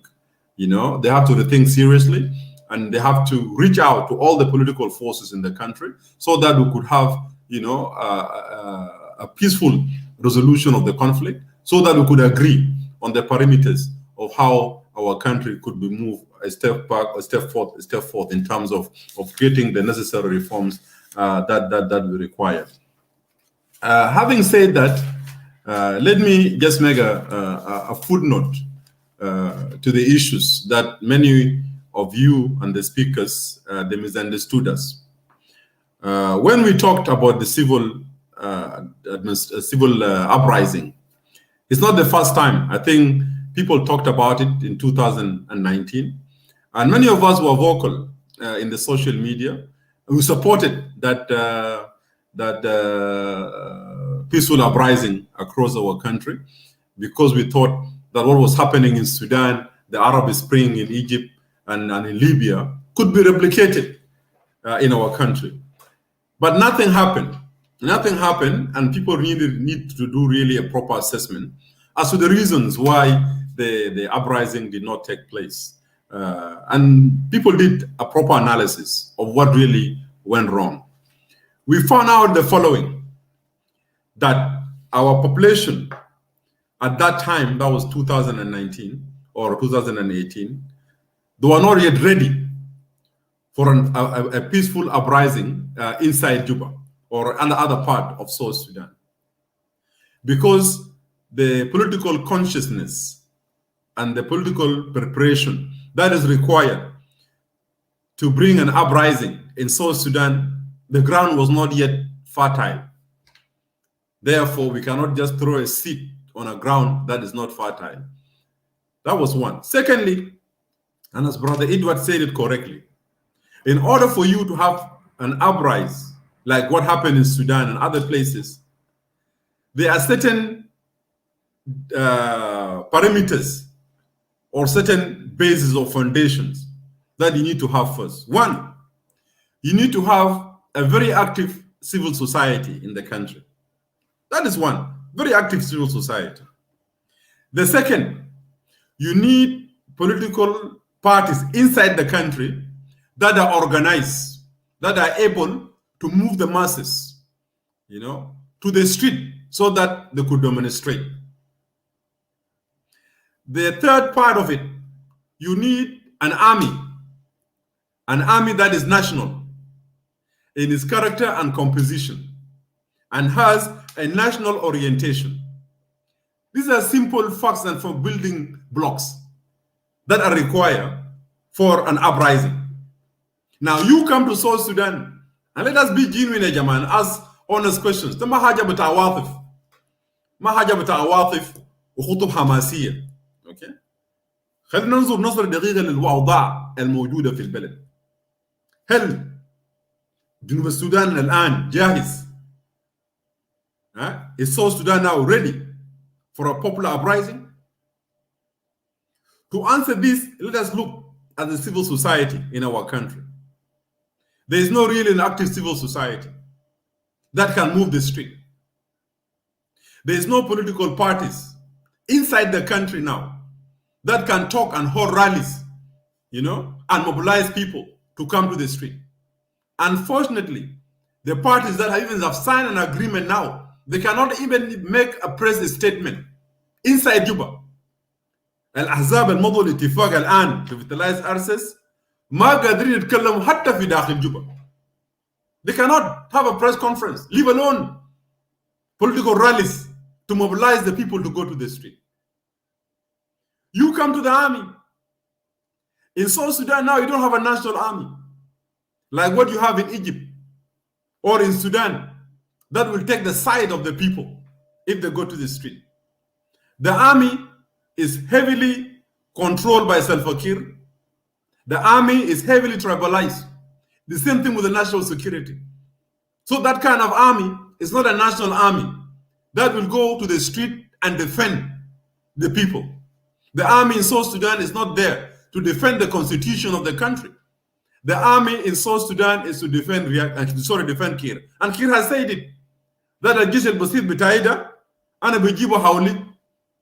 جيش بتاعه البسيط والبوليس ده بجيبه حوله ما ده جيش ده بتاعه. ده ما جيش بتاع دولة. He is paying that army, is his army, his private army. So given these conditions, we are saying it will take time. If we Junubin, we decide that the peaceful means that we are talking about of the leadership in South Sudan to understand the responsibility and for the leaders to step down, and for them to relinquish power to the people, then if we decide as the people of South Sudan, because it's a conscious decision that we need to make, that we have to struggle now against the regime, yes, a peaceful uprising, it needs time. It needs political mobilization. And that is why my brothers and sisters in Facebook, day in, day out, and some of us come here. It's not because of a day or two. No, this is a long-term project. It will take years for people to be mobilized to reach an extent of having an uprising.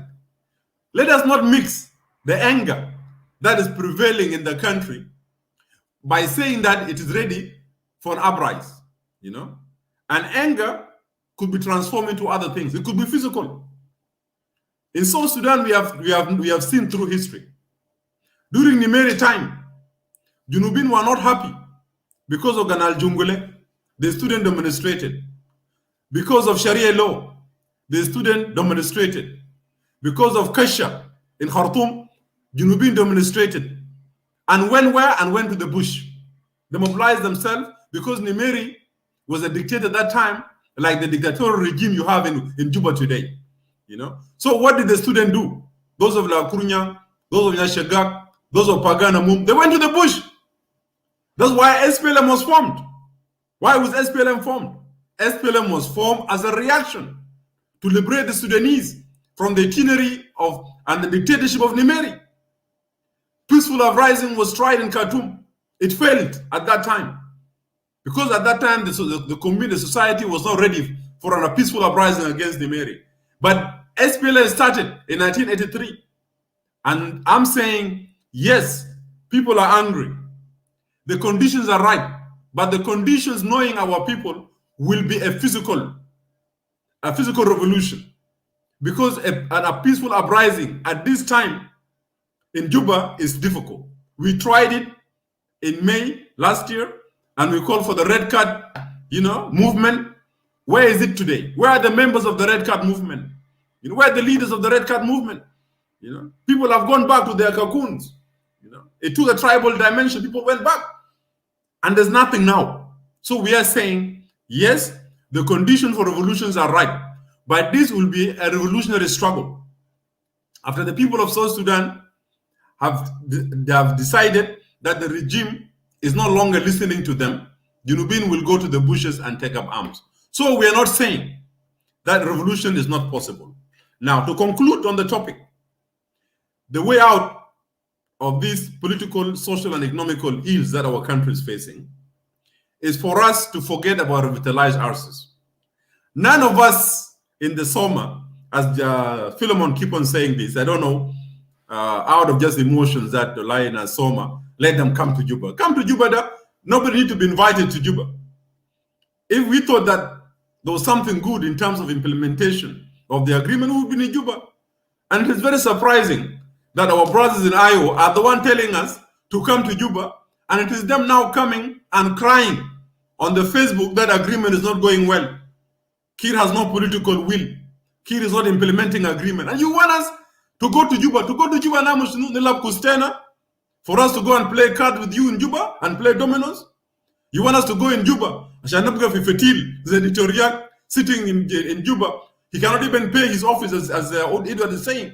He's struggling to even pay, and run his office. So you want us to go to Juba and we all sit there in J1, begging Salva Kiir to give us some crumbs, to give us some money for the office, to buy some water here and there. Is this what we want in our country? No. Nobody want to go to Juba. Many of us have said this, that Juba, people cannot crawl to Juba. Nobody will crawl back to Juba. Juba, as long as Kir is there and there's no reforms in Juba, nobody will go to Juba. But Iowa did not listen to us and other people. They thought they were smarter. They thought they had a program. They thought Kir, will implement the things. They thought in them at the Lad Kibir. But now they have been reduced. They have been reduced to just, a reactionary movement, a toothless movement that is there in Juba. So nobody's going to go to Juba. Okay? Yes, when you said that in Rome, what difference will you bring? We are not naive. We have what we call external guarantees and internal guarantees. If there's an agreement, okay, if there's an agreement, we in Rome, we are serious about the addressing of the root causes. That is why even in the Declaration of Principle, or in principle, Declaration of Principles, we could not agree with the government because we have fundamental issues that need to be put in the Declaration of Principles before we even start having discussion with the government. You know, they refuse the issue of referendum on the constitution. They refuse the issues of borders. They refuse the issues of identifying the crisis in South Sudan as ethnopolitics and the other issues. So these are fundamental issues. We are not just there for power. If we were there that we want a sultan, all of us would have been in Juba today. We would have been ministers, or some of us would have been back to our Ministry of Foreign Affairs and ambassadors. But we don't want this. We are not here for reforms. We are here for change. IO message and the rest, they are talking about reforms. They're in Juba to reform. But we are saying we don't want reform. We want change. That's why we're not in Juba. So this cheap propaganda that Soma can just come and just join one of the conferences for Juba and just, participate in the government, that is a wishful thinking. That is a wishful thinking. The leadership of Soma is conscious of its historical duty. We know the revolution will take time. We know the revolution will take time. We are not there for quick fixes to run to Juba and crawl back to Kir. No. We know that our people need their dignity first. We know that our people need federalism. And I want to correct this through this forum. Junubin keep on talking about federalism as if federalism is only the demand of the Equatorians. As if federalism is for Equatoria. As if it is only the Equatorians who want federalism. That is political nonsense. I am not from Equatoria, and I want federalism. And there are so many sons and daughters in Upper Nile who want federalism. There are people in Barghazal who want federalism. It's not a matter of Equatoria. Federalism is not an Equatorian demand. It is a people of South Sudan demand. So people stop coming and telling us that federalism dagat Equatoria. Federalism the federal dagat Junubin. The demand betana kulana ka Junubin. We want federalism. Yes, there are some voices who may not want federalism for their own interest. But we think that in order to govern our country amicably, federalism is the best form of governance that can transform the socio-economic situation of people of South Sudan. It is the best system where we can fight ignorance. Because South Sudan, Mashakil Sudan da jahl. Mashakil Junub Sudan da faqr. Mashakil Junub Sudan da adam adala. These are the problems facing South Sudan. By having a federal system, the people in the state are able to run their own affairs politically so that the government and the president cannot dismiss the elected governor.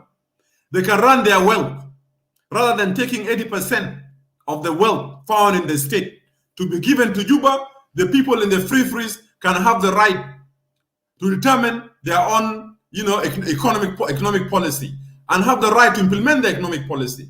We are against the devolution. And Lola, don't come here and talk about Kokora. Kokora is an issue of decentralization. It's all gone and dead. Kokora is died, is buried, and is dead. He will never come back. We are talking about federalism. Federalism is what we want. It's not a demand out of fear. Federalism is out of political consciousness, is out of political duty, is out of knowing that it is a method that will bring peace and stability in our country. My dear brothers and sisters, I think I've spoken enough, but I would like to submit to you today that federalism is a popular demand of all the majority of the people of South Sudan. They want federalism.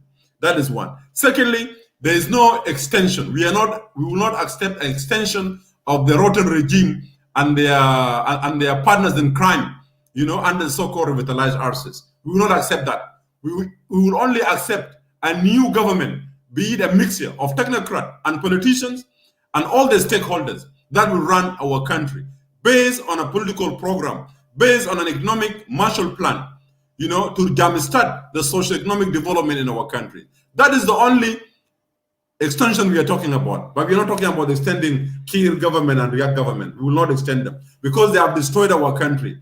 And nobody among these, the supporters of this demagogue, that Kir or React, that they will tell us that these dudes should continue staying. Their time has already finished. It is a time for the people of South Sudan to take their own destiny and to determine their own destiny for good.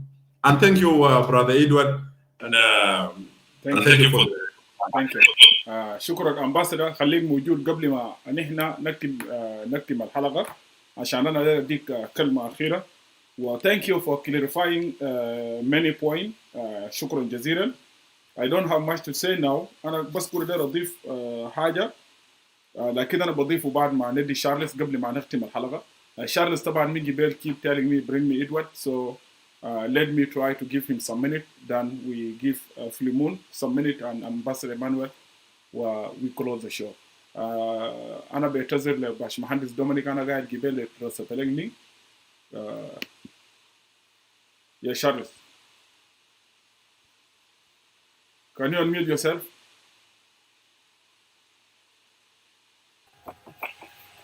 Hello, Brother Edward. Salam Petak. Salam all the viewers of Voice of the People Forum and all the guests that have spoken. First and foremost, Ana Bugulu Shukran for the discussion and the interview by Comrade Edward with Comrade Nyaba. First and foremost, Ana Bugulu, federalism is Equatorian demand and it will remain Equatorial demand, and it was Equatoria who found it and who fought for it and even started 1955 Anyanya movement. Regarding about the extension,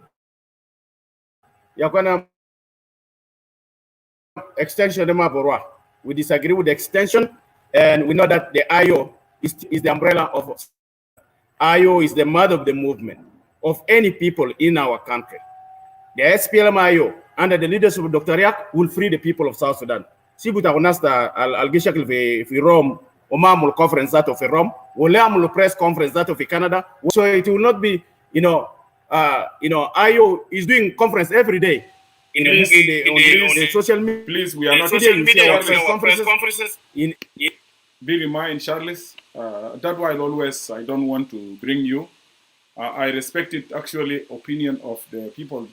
They just sending me message telling me you bring Charles. Charles, you just talk about the ideas, forget about the conference. Forget about the fake conference, actually, what the IO did in Juba. So this is not the place for doing that propaganda. Please be reminded. Yeah, it is better you take your time, go to the point, Charles. Yeah, it will be better. Yeah. Edward, the dictatorship, we are freedom fighters. It'll be Julian Barra, it's okay. For your point, propaganda Emmanuel Jamulinide is not going to work. Emmanuel is a betrayer. He's part of Salva Kiir system, and they are the partners. Did IO send Emmanuel for Rome?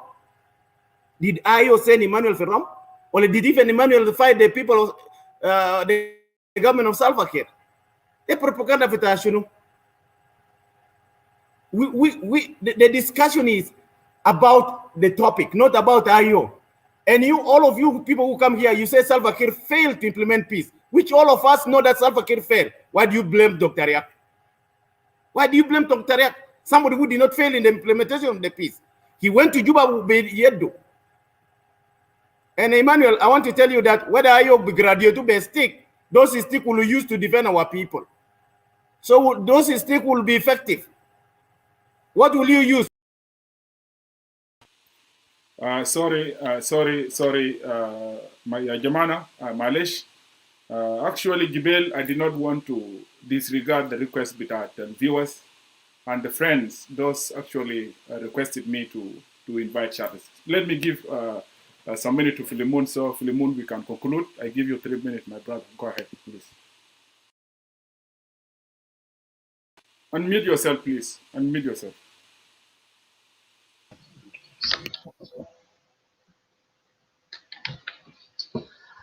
Brother Edward, I think we are coming to the conclusions. I just want to make some conclusion on our discussion today. Is very important for us to look at the ideas that put it by Dr. Nyaba in terms of federalism that we talked earlier. And also something that I want to clear in the mind of South Sudanese, those who listen to Dr. Nyaba. Some people might perceive as he doesn't want a federalism. That is not the case. But I think what he tried to give the ideas to South Sudanese to think about what kind of system that we want. And federalism is one of the system that we are looking. And it is not like many speakers mentioned. It is not only a demand of the people of Equatoria. Federalism is a system that all of us we've been looking to adopt in our country, so that we can, break powers into the local level, and the local level have to develop their own powers into the PMs and boomers, and then from boomers it goes up to the central.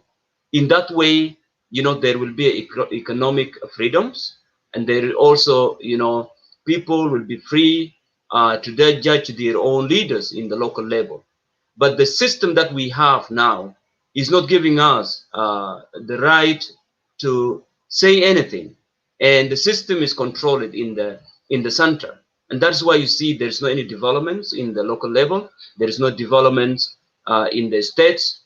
Therefore, most of us, those who have been marginalized by the system, we see that federalism will give option to the South Sudanese, and also it will bring the competition within our people.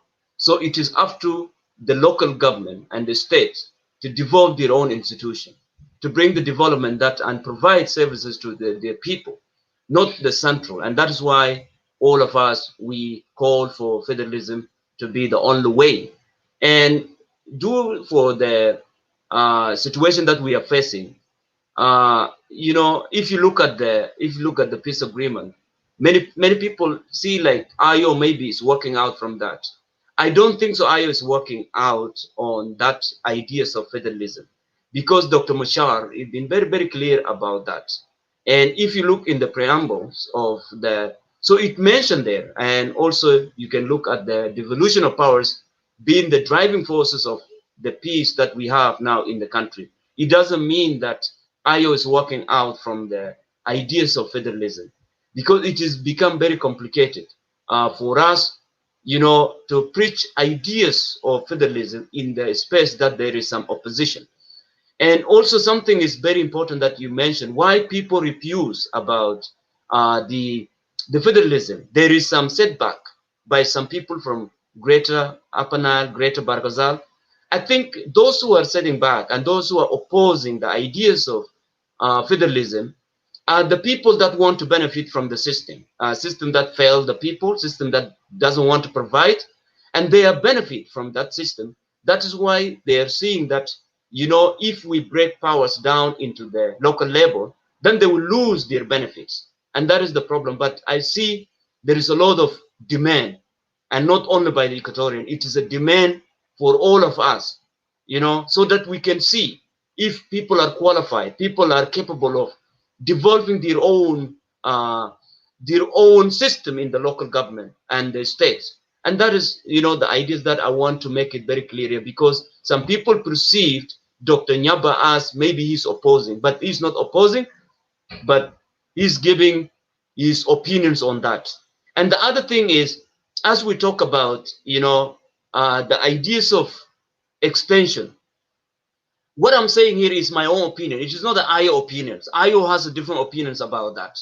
Okay, but I'm saying that in my own perspective, I see what Dr. Nyaba mentioned is very, very, very understandable, because the moment we try to, force the leadership that now out in a way that will not reflect to everybody or convenience to the leaders that working, it will create a lot of chaos in the country. So therefore, we have to think about extension. I agreed with the Nyaba that extension is very important. First, we can build the institutions.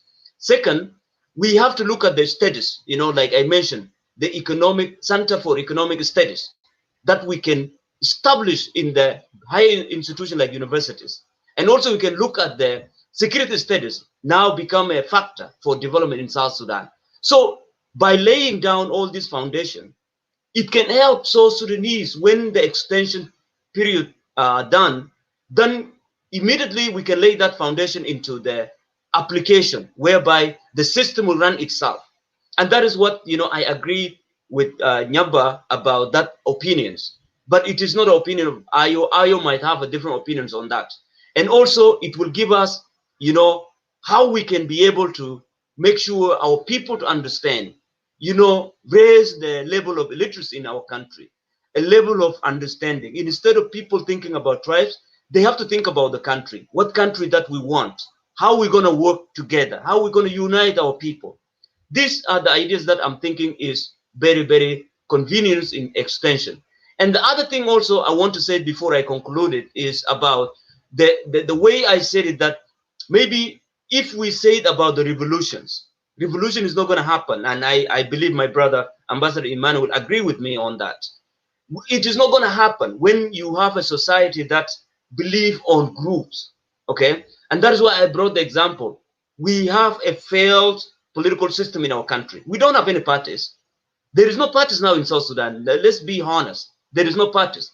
What we have in South Sudan is a group of people teaming up in the names of parties to make sure that they can get the power or get into the system. And that is not the political parties that we can, think can help the society or steer up society to be angry to the system so that the revolution will start. And that is why I said, maybe we can, because the political parties fail, what we can do is we have to go back in the setting of tribe. And it is not logic when we go back to tribes and make uprising as a tribe. So we have to make uprising as a political parties, like you said. But how can we going to do it? That's the question all of us start. Because if people of South Sudan come out now to Juba, we are not trusting it. System made it us not to trust each other. First of all, we are looking each other as enemies. So who are coming out to the uprising? Is it, like I give the example, is it Maban, Dinka, or Nuer? So we can go to square, and when we say, okay, Kir must fall or the system must fall, then the other group will say, oh no, maybe the person that running the system is my brother, is my cousin. And that is where the problem that we are facing in the country. But we have to give a chance for the peace that we're looking at. I know it is, all of us, we agree that this peace has a lot of issues, a lot of challenges, but there is no options. All of us, we need to stand up to make sure that Jama leaders has to implement this peace agreement, because we don't want country to go back to war. So if we go back to war now, nobody is going to support us, and nobody is going to help us this time, because America is tired of war. Okay, America has been blamed. So there is no, even if you look at the East African communities, nobody care. So Mr. Bini is doing what he can to make sure that we have to stay under his economic supervision, and that is the problem we face now. So therefore, I'm very glad that I'm here with you today. I thank you, Edward. Don't stop. Change. There is a saying that change will not happen today, but change happens when people work hard. You will be intimidated, you will be hated, you will be isolated, even you will be excommunicated because of the change that you're looking. So you don't have to stop. What you're doing now, it is education by itself, and it is a legacy that you can have. If South Sudanese want change, let us stop, the way we are behaving now, and unite as South Sudanese and have one word. We want change in the country, and that is what we want to do it now. To conclude, I know the time is already gone. I was listening to the video of one of the Pan-Africanists, who is Joshua Mafanga. He's saying that, when you buy a car, sometimes you buy a new brain car. Body car is brain, but inside the mile is already gone. So people are, outlook, people see that it is a brain, but inside the miles is already gone, or kilometers are gone. So he want to resemble or give an illustration about the youth, the young people that we have, particularly in South Sudan. You can see people are young, but their mind is already behave like old people. So when you talk about revolution, they think like, these are crazy ideas, because their mind has been used already. And that is the problem we face in our country. So I'm so glad to be here today, and I thank my brother Emmanuel. So one day, I want to see you on the People Conference, and then extension should be the only way that we can go forward and make sure that South Sudan have a peace that lasts forever. And I will rest my case here. Thank you. شكرا جزيلا أستاذ فيليمون. Thank you, my brother, for your time and for being with us here in the studio. Almost 5 hours now and 10 minutes. Before I give a chance to Ambassador Emmanuel for the final remark, and also Bashmanis Dominic here, but Bashmanis Dominic, I'm sorry, I'm not going to give you more minutes than the remark, because Saraha Jaman and I do a lot of stuff, I have to do them. So I'm sorry, Malish.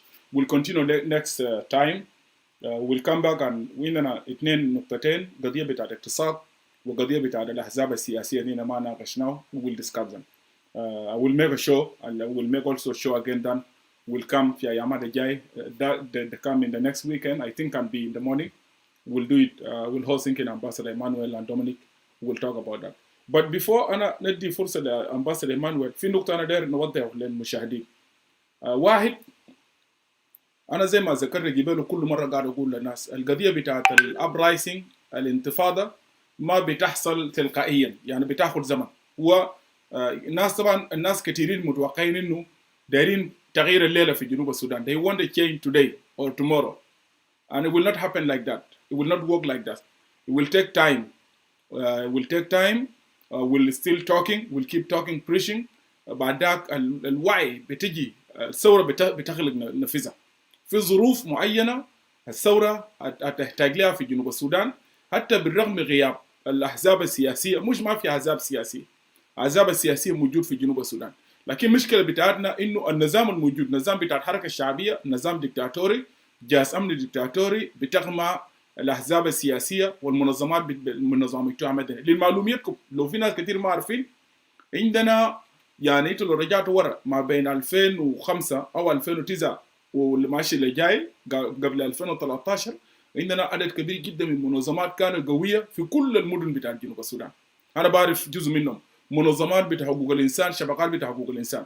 لكن النظام الموجود الآن ضيقت على المنظمات نشاطهم، وخلت المنظمات دي تهديد، استفزاز وإرهاب وكده. الناس دي قاعدة. لما نيجي الظروف المناسب الثورة بتخلق قيادة بتاعه من الواقع، تخلق قيادتها وبعد ذاك هم يقودوا الثورة. النقطة الثانية المهمة أنا داير أوضحها للناس، في كلام قالوا قبل النقطة دي، في كلام قالوا في الليمون قبل شوية. I need to make clarification to it. في الليمون قال إنه أمريكا ما بتدعم الحرب في جنوب، ولكن أنا برضو I don't think what actually Philemon mean with that, because American, yes, they supported South Sudan from the beginning. I need to assure that from you, Philemon, the Democrats or the American, they will support any uprising within the South Sudan. If you don't know that, take it from me. أي uprising الليلة ده بقوم في جنوب السودان، government, United States of America will support it, and they also will do a lot of things how it can be or can go forward, like what happened in Sudan. الآن شوفوا لما حكومة إنغاز مشت حصل شنو. There is a lot of changes. قروش بتاعهم الفكلهم الآن الاقتصاد زادوا حللهم. فأنتوا الناس ما يخطوا إنه حكومة أمريكية will not support the uprising. That is not right. They are not supporting the current government because this is a the most corrupt government within the region. ما في حكومة سيئة زي حكومة بتاع جنوب السودان هسه مرت على التاريخ بتاع العالم ذات. Very corrupt. ما ده ما عندهم تاريخ كويس، ما عندهم حاجة كويس. كله can be recorded, even can be given to them. And looks at the last point, then I will give chance to Ambassador Emmanuel. هي يا جماعة خلوني جنوبين في نقطة مهم جدا أنا داير أقوله لكم. People, I don't know the intention, but I know the intention بتاع الناس. مثلا لما نيجي الناس زي نشار زتايلي وبعض الناس government supporters, they are trying to say إنه المطالبة بتاع الفيدرالية هي مطالبة بتاع السوايين. Ambassador قوشي كلام فوق، لكن I have to add to what Ambassador say. بيفتكروا إنه المطالبة بتاع الفيدرالية قاعدة طالب بها أبناء السواية، لأنه أبناء السواية دايرين ينفصلوا. this is الانتنشن بتاعت الناس الان البدا قاعد يقولوا انه فيدراليه ده مطلب بتاعت ابناء السوايه، وحكومه هي قاعده تلعب دور يعني بشكل ذكي جدا في النقطه ده. الاساس لانه المشكله وين؟ المشكله حكومه وين؟ في ناس كثيرين ما عارفين من ابناء جنوب السودان ليه مثلا حكومه بتاع جنوب السودان هم دايرين الفيدريشن كنظام بتاع الحكم، كنظام as a system of the governance في جنوب السودان. Why the government of South Sudan they don't need it. الجوفرمنت بتاع جنوب السودان they don't need it لانه الناس دل من 2005 بيشتغلوا بنظام بتاع السيطره المركزيه للموارد بتاع الدوله. هم بيشوفوا انه لو الريسورسز الموجود في جنوب السودان هسه رجعت للمستويات بتاعت هنا عملنا نظام بتاع تطبيق نظام الفدرالي في جنوب السودان، والموارد دي بدات بيتم توزيعها في كل الولايات في جنوب السودان، ده بشكل ضرر للسياسيين او لنخب. بالمناسبه ده يعني القاعد يصل ده نخب قاعد تقدم حمايه لمصالحها، هي ما قاعد تقدم حمايه لمصالح بتاع الشعب بتاع جنوب السودان. نازل الان القروش في جوبا في يدين الناس معينين، السنتر وكنترول بالموارد بتاع الدوله، فهم بيفتكروا اذا نحن وصلنا في الليفل بتاع انه كل السلطات دي بتوزع في الولايات، هم بيشوفوا والله يا اخي ما بقدر اسيطر على القروش ده، ما يسيطر على الاقتصاد، ما يسيطروا على التعليم بالذات الخطط البرنامج جين كاسل اوف ايلدرز and they are working on that. But let me say this, I have to make this clear because الناس قاعد يتكلموا ديل and I don't think باشمهندس دومينيك قاعد هنا I don't think الناس اللي لما كنا في حتى في الجامعات، لما كنا انا شخصيا كواحد من القيادات الانفصاليه في جامعات السودان كنا بنغار الحجه بحجه بسبب انه الجنوب لازم ينفصل. انا لا اعتقد ممكن في زول يجيني الليله ده مثلا داري جاري معي في نقاش بتاع انه القضيه بتاعت الفدراليه دي نمت كيف وفكره بتاعت بناء دوله في جنوب السودان، حتى كانوا زملائنا في ANF. But let me say this، وكمان الناس اللي كان حضروا المناظره بتاعتنا في جامعه خرطوم مع بروفيسور عبد الملك الوحدي وفصالين، انا ولام الله يرحمه وور الله يرحمه، انا قاعد انا فضلت الحي من الاثنين رفاق اللي انا وريدي كانوا بنسند بعض في الاطروحات بتاعت بناء دوله في جنوب السودان. But let me say this to those who are watching this live video tonight. Because one day أنا هنا كنا في منصات بنتكلم إن الجنوب ده لازم يبقى دولة. And we need to defend that ideas today. أنا لسه هاي لعدي كان موت خلاص في ناس قاعدين ناس سامويل ناس جوزيف they will continue ناس أمباسد ناس القاعدين ديل they will continue. But while I'm still alive I have to defend my ideas. أنا هنا قبل 20 سنة كنا بنتكلم إنه الجنوب وأغنانا قدرنا نغنى الجو السياسي في جنوب السودان إنه في السودان إنه لازم الجنوب يبقى دولة. الايديا بتاعت الفدراليه النظام الفدرالي ما جد من الاستوائيين بالمناسبه لمعلوميتكم.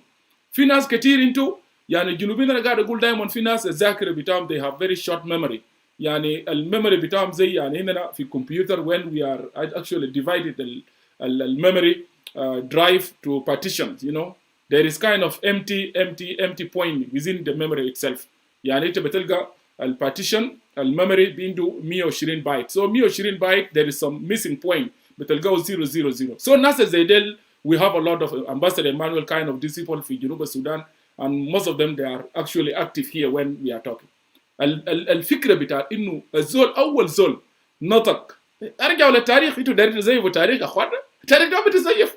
اول زول في المؤتمر بتاع الحزب الجنوبي او الحزب الليبرالي 53 اول زول النطق الكلمه بتاعت الفدراليه في المؤتمر ده استاذ عتيلو مولانا. يوم ده انا ما كنت اعرفه انه ده ابو ويليام عتيلو قاعد في امريكا هنا until Ambassador Emmanuel Jawin he mentioned that in show هنا. عشان كده sometimes I give credit to Ambassador Emmanuel because ذاكره بتاعه في تاريخ كويس خالص. he mentioned يا ده عرفت انه والله he was a great man.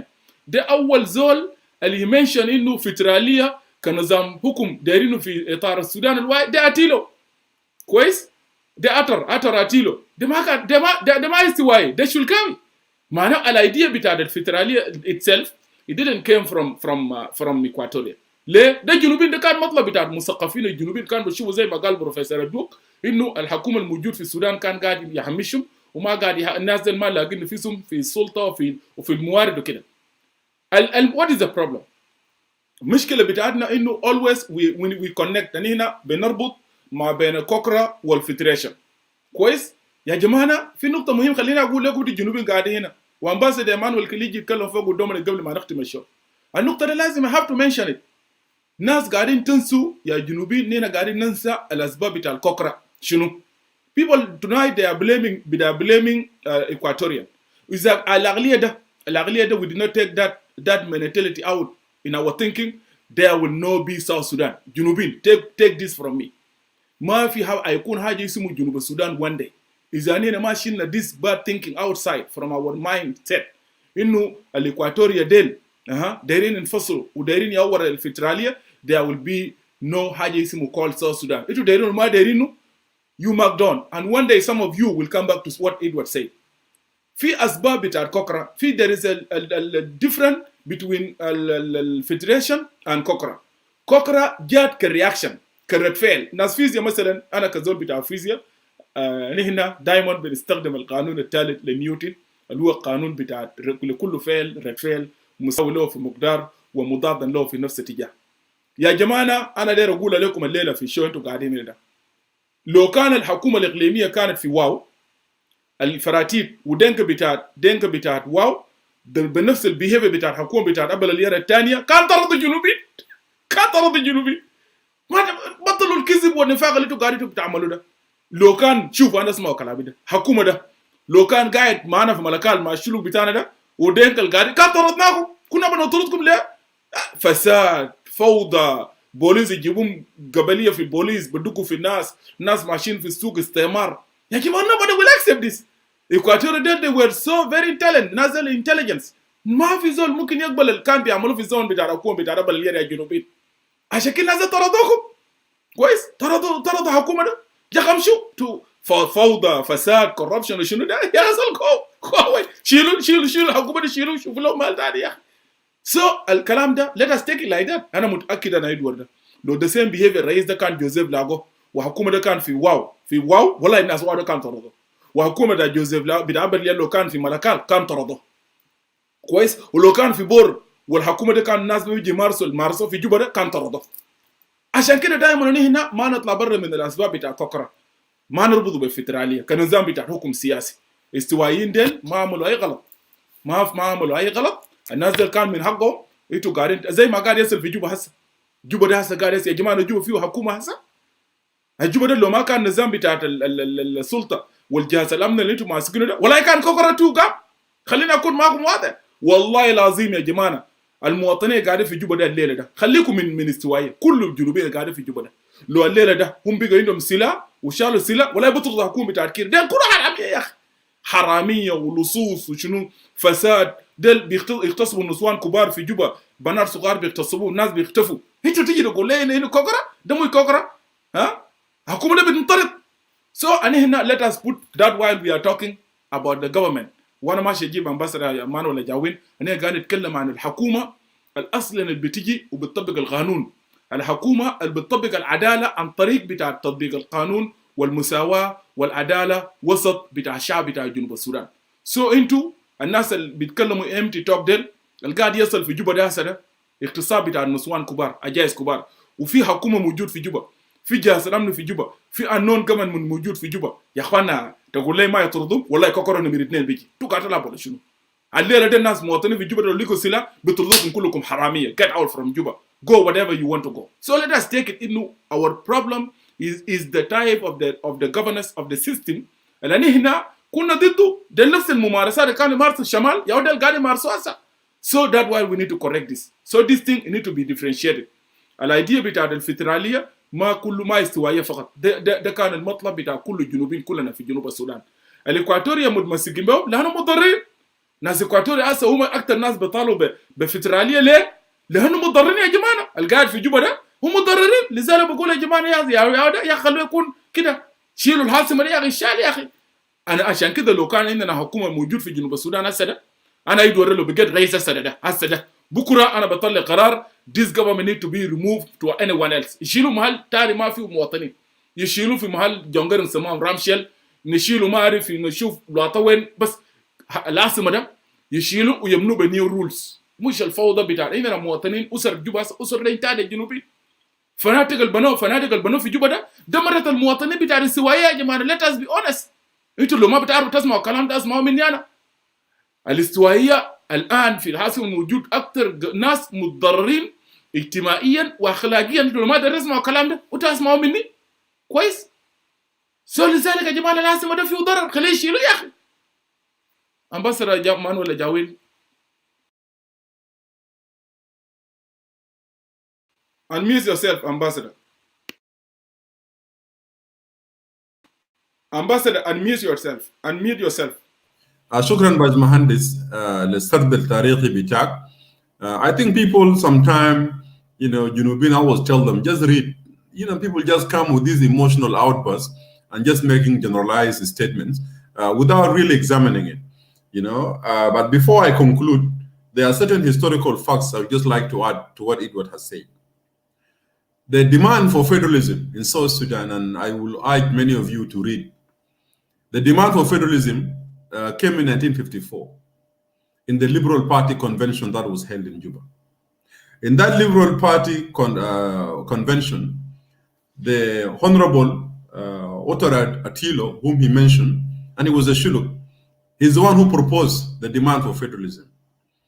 Now, Juba conference, there was no federalism discussed, apparently. And I've made a show on this. Many of you who want to know what took place in the Juba conference of 1947, go to my page and check it up. I talked intensively last year about what was discussed in Juba conference and what was not discussed. Federalism was not discussed in Juba conference. Federalism was only discussed in the Liberal Party in 1954 convention. Now, the Liberal Party was led by three people with having various connections, and there were three representatives from Greater Equatoria, Greater Barghazel, and Greater Upper Nile. The leaders of the Liberal Party at that time was Santalaus Payam, Abdurrahman Sule, and Boddiu. These were the three leaders of the Liberal Party. It was them, through their leadership, that the demand of federalism for South Sudan came. So it is not true that federalism was only the demand of Equatorians. It was the demand of the people of South Sudan. And it will continue to be so. Those of Agri Jaded is the father of the right of self-determination, as I said it before in many of my lectures. Those are the glaring facts. It is him who proposed the right of self-determination as a political formula for the resolution of the political crisis between the North and the South at that time. It was Agri Jaded. So let us give credit where it is due. Federalism is not a demand of Equatoria alone. It is a demand of every majority of South Sudanese who are logically and scientifically just look and examine the situation in our country. And this is the footnote I wanted to add to what Edward have said. Yes, today's discussion has been very interesting. We have been evaluating the views that were put forth by Elder Professor Adwok Nyaba. On federalism, many of us disagreed with him. Because Professor Adwok was only looking on the issue of federalism from the historical context, from 1940s when South Sudan was part of the North and linking it to the inferiority complex that South Sudanese were feeling towards the North. Although it was not a matter of inferiority complex, because the inferiority complex is not a political demand, it's just a subjective emotional feeling. It cannot be translated into a political program. But South Sudanese were demanding for it, for they wanted power, they wanted wealth, and hence they thought that federalism was a formula that could be used so that it could advance their interests in terms of wealth sharing and power sharing. That was the genesis. And also he talked about that federalism must be enforced by force. You need to use force to actually force federalism or to implement federalism. Yes, from the American perspective, which he gave, the 13 little colonies, they had to use force against the British so that they could move on and have their federal system. But that's not necessary in South Sudan. You don't need to use the force in South Sudan. The forces that are anti-federalism are very few, and they're very minor in the population of South Sudan. The majority of South Sudanese, including the sitting government, are happy, and they have already agreed that federalism is a way. The Constitution talks about South Sudan as a federal state. The revitalized artists talk about federalism. We, in the Rome negotiation, we talk about federalism. What is the point of divergence? Is actually the concept of what federalism should entail, the details and nitty-gritty of federalism. We think in the opposition that federalism should be actually an equal sharing of power and wealth between the center and the free frees or the states. We're saying that the power must be given to the people. It is the power is for the people, to the people. So we believe federalism will empower the people in the states so that they could have their political independence, political autonomy. They could also have the economical autonomy they want and implement the economical policies that they want. This is what we are asking in terms of federalism. And other states that are lacking behind in terms of resources, we can create what we call the trust fund or whatever you may come up with, any name that you come under, so that all the states will contribute to these funds. And these funds will be used by the government to other states that are lagging behind in terms of the implementation of their own programs, like the social services, the delivery, the infrastructure, the roads, and so forth. This is the federalism we want. Federalism that will create a fair competition among the various South Sudanese states. The only federalism we don't want in South Sudan is ethnic federalism. It is the ethnic federalism that we don't want in South Sudan. That's why many of us rejected the 32-state notion, because the 32 or 28 state was actually based on the tribal enclaves of the tribes. And that is what we reject in the opposition, that we don't want ethnic federalism. And I think majority of South Sudanese are against the ethnic federalism because we want to create federalism, but at the same time we're creating a southern nationalism, through diversity. So we have federalism, but federalism should be used, as a basis of building a southern nationalism where people are equal and everybody will have their right in terms of running their own affairs. But at the same time, we build southern nationalism when it is based on respect of one another. This is federalism that we are talking about. The other point that Professor Adwok articulated, and many of us have spent hours discussing today or tonight, is the issue of extension. We agree, yes, the revitalized RCS is not going anywhere. Revitalized RCS has collapsed. So what is required in our country is for us, the revolutionary forces in the country, to think outside the box.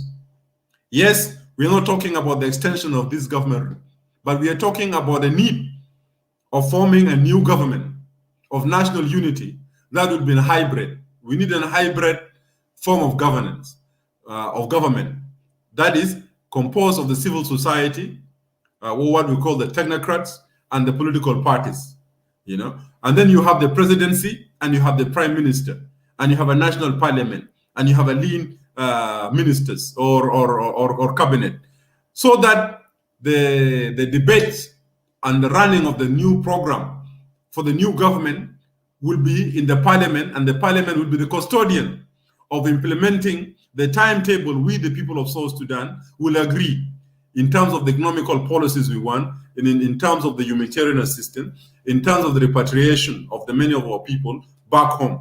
This is what we want as the way forward.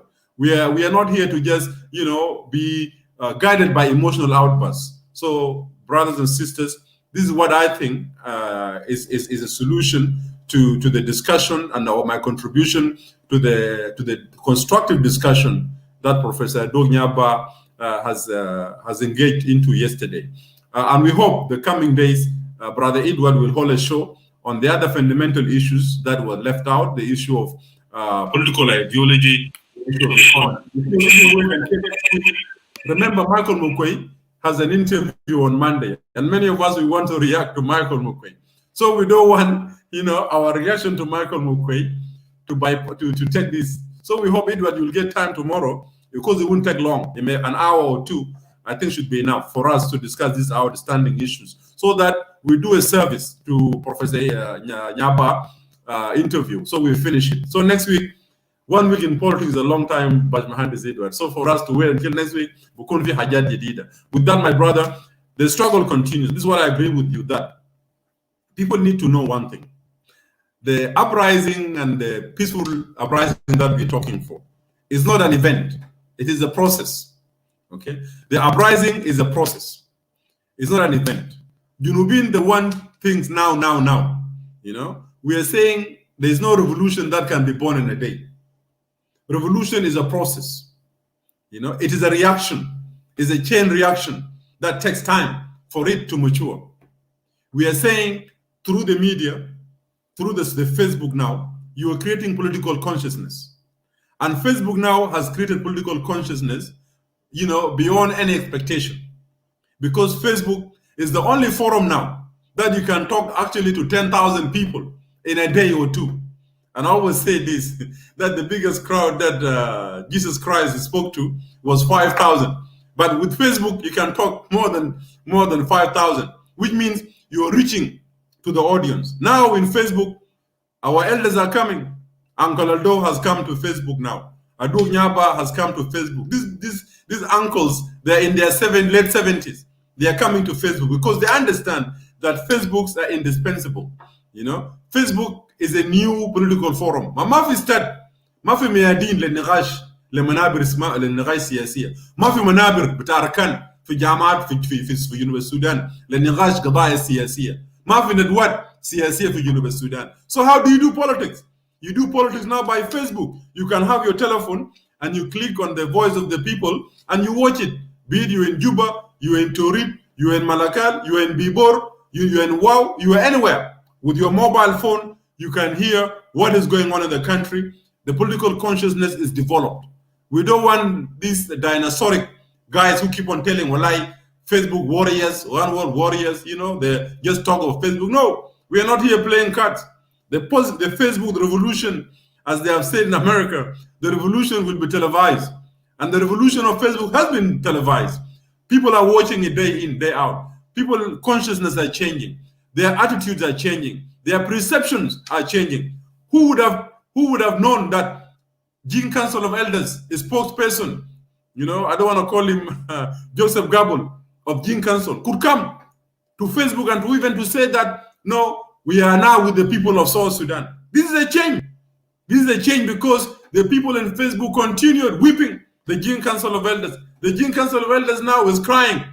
So the Jing Council of Elders are here. Okay.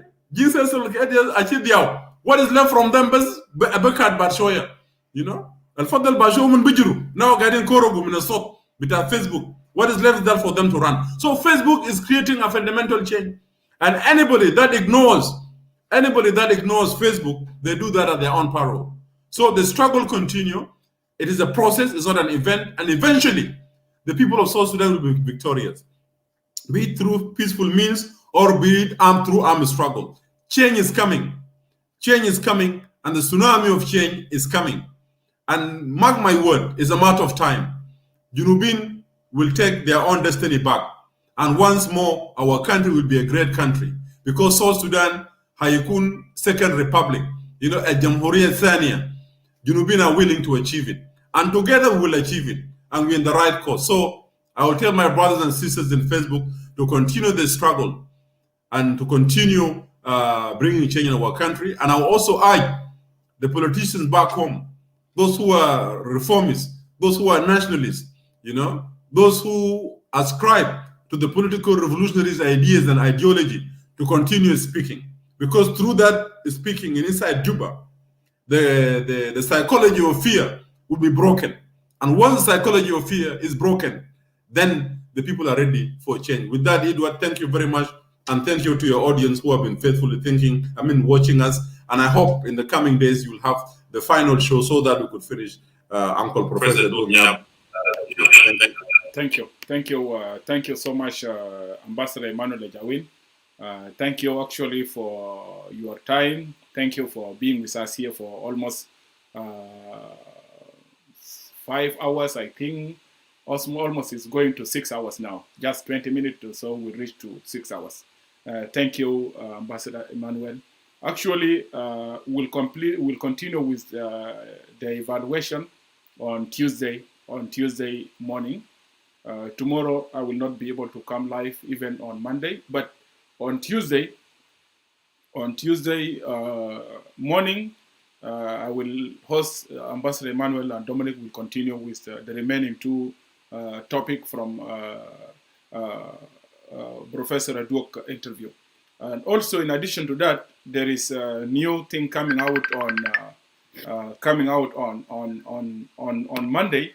The interview of Maulana Michael Mekwe with Matiang Shirilo, actually. So that will be a good part also we'll add it into the remaining two parts. For now, let me give my brother, Engineer Dominic, some minutes so he can conclude. And let me apologize to you, Bash Mahandis. Actually, I thought you got the link, and it's okay. We'll continue because the home is yours. So, yeah.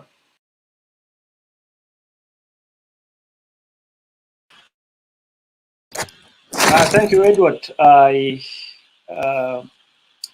thought the show closes itself. Then I came back and I saw it was continuing on the same topic. But having said that, let me conclude, because you've agreed that we will continue the remaining topics in the coming days. We will continue to indulge on the other topics. But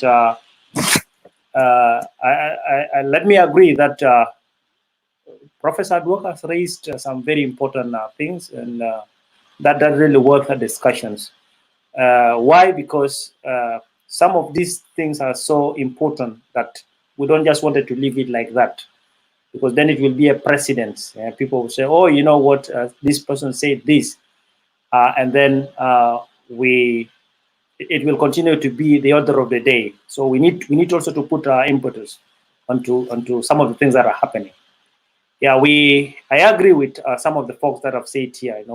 We've been asking for federal system as a governance for quite a long time, and because we know the importance and the nitty-gritties of federalism, what we need to come and do is to come and sit and agree as to what is the best module, and discuss it and make it a workable formula for both of us. So some of these people who are trying to link federalism to tribalism or to separations are the guys who are really fed with lies. And these are some of the things that we really need to debunk, because those lies are not going to help the people of South Sudan.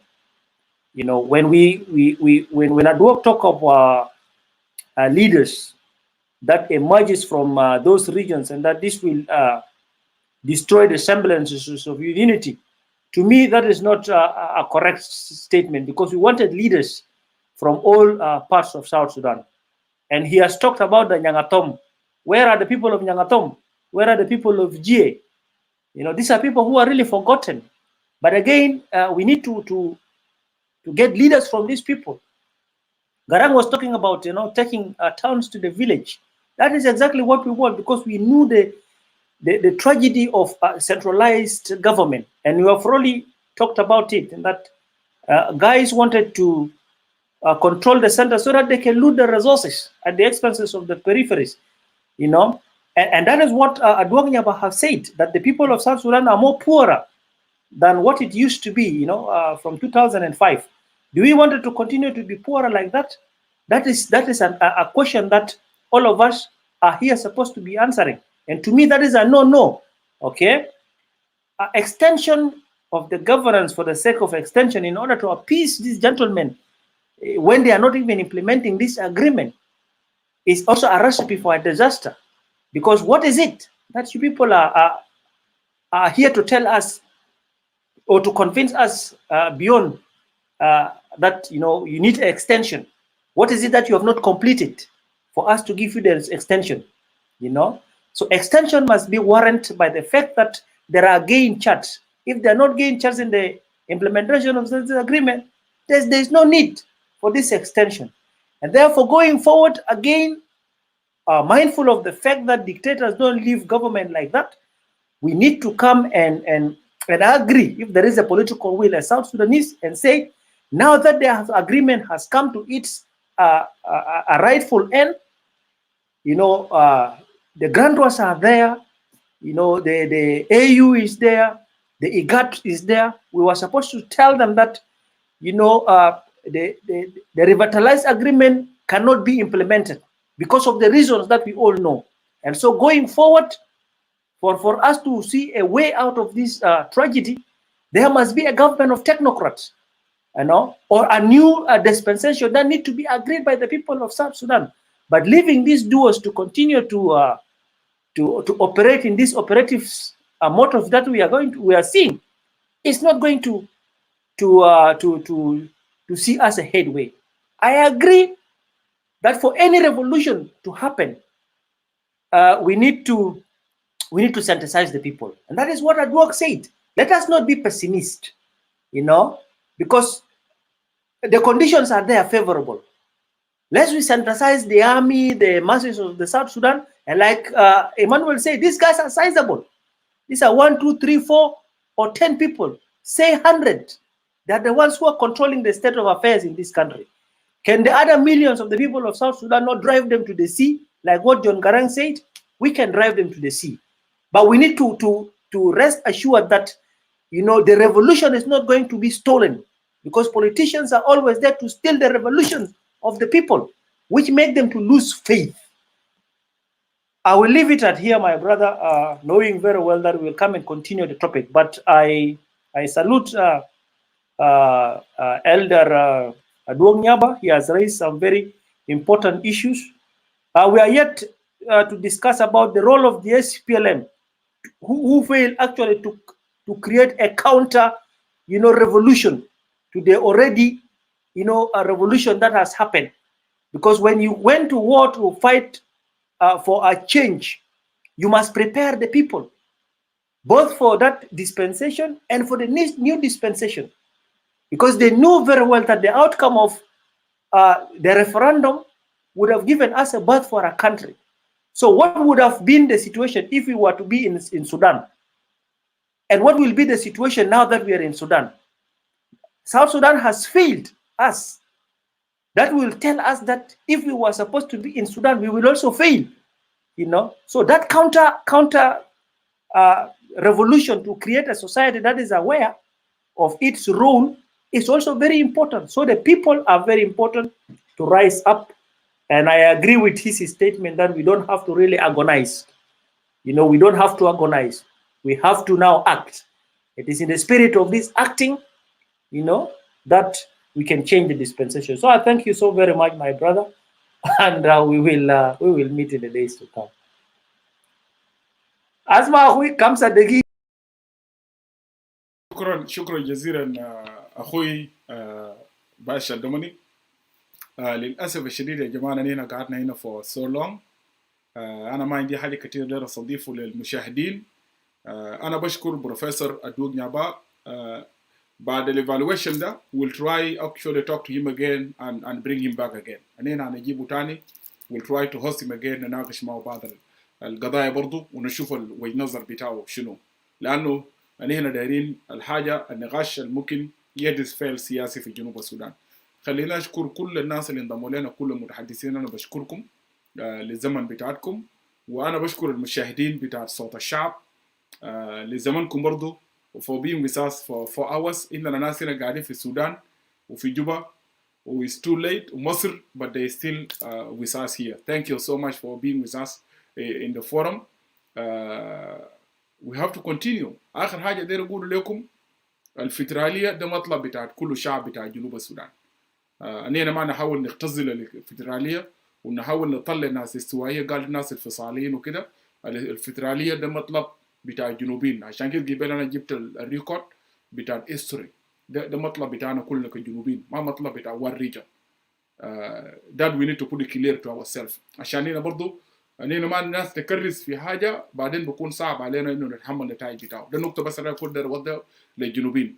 الحكومة طبعا شغال إنه يطلع قالوا فدرالية بتاع الاستوائيين عشان الجنوبيين تاني يقول نازل ناس ما انفصاليين وكده، لكن that is not true.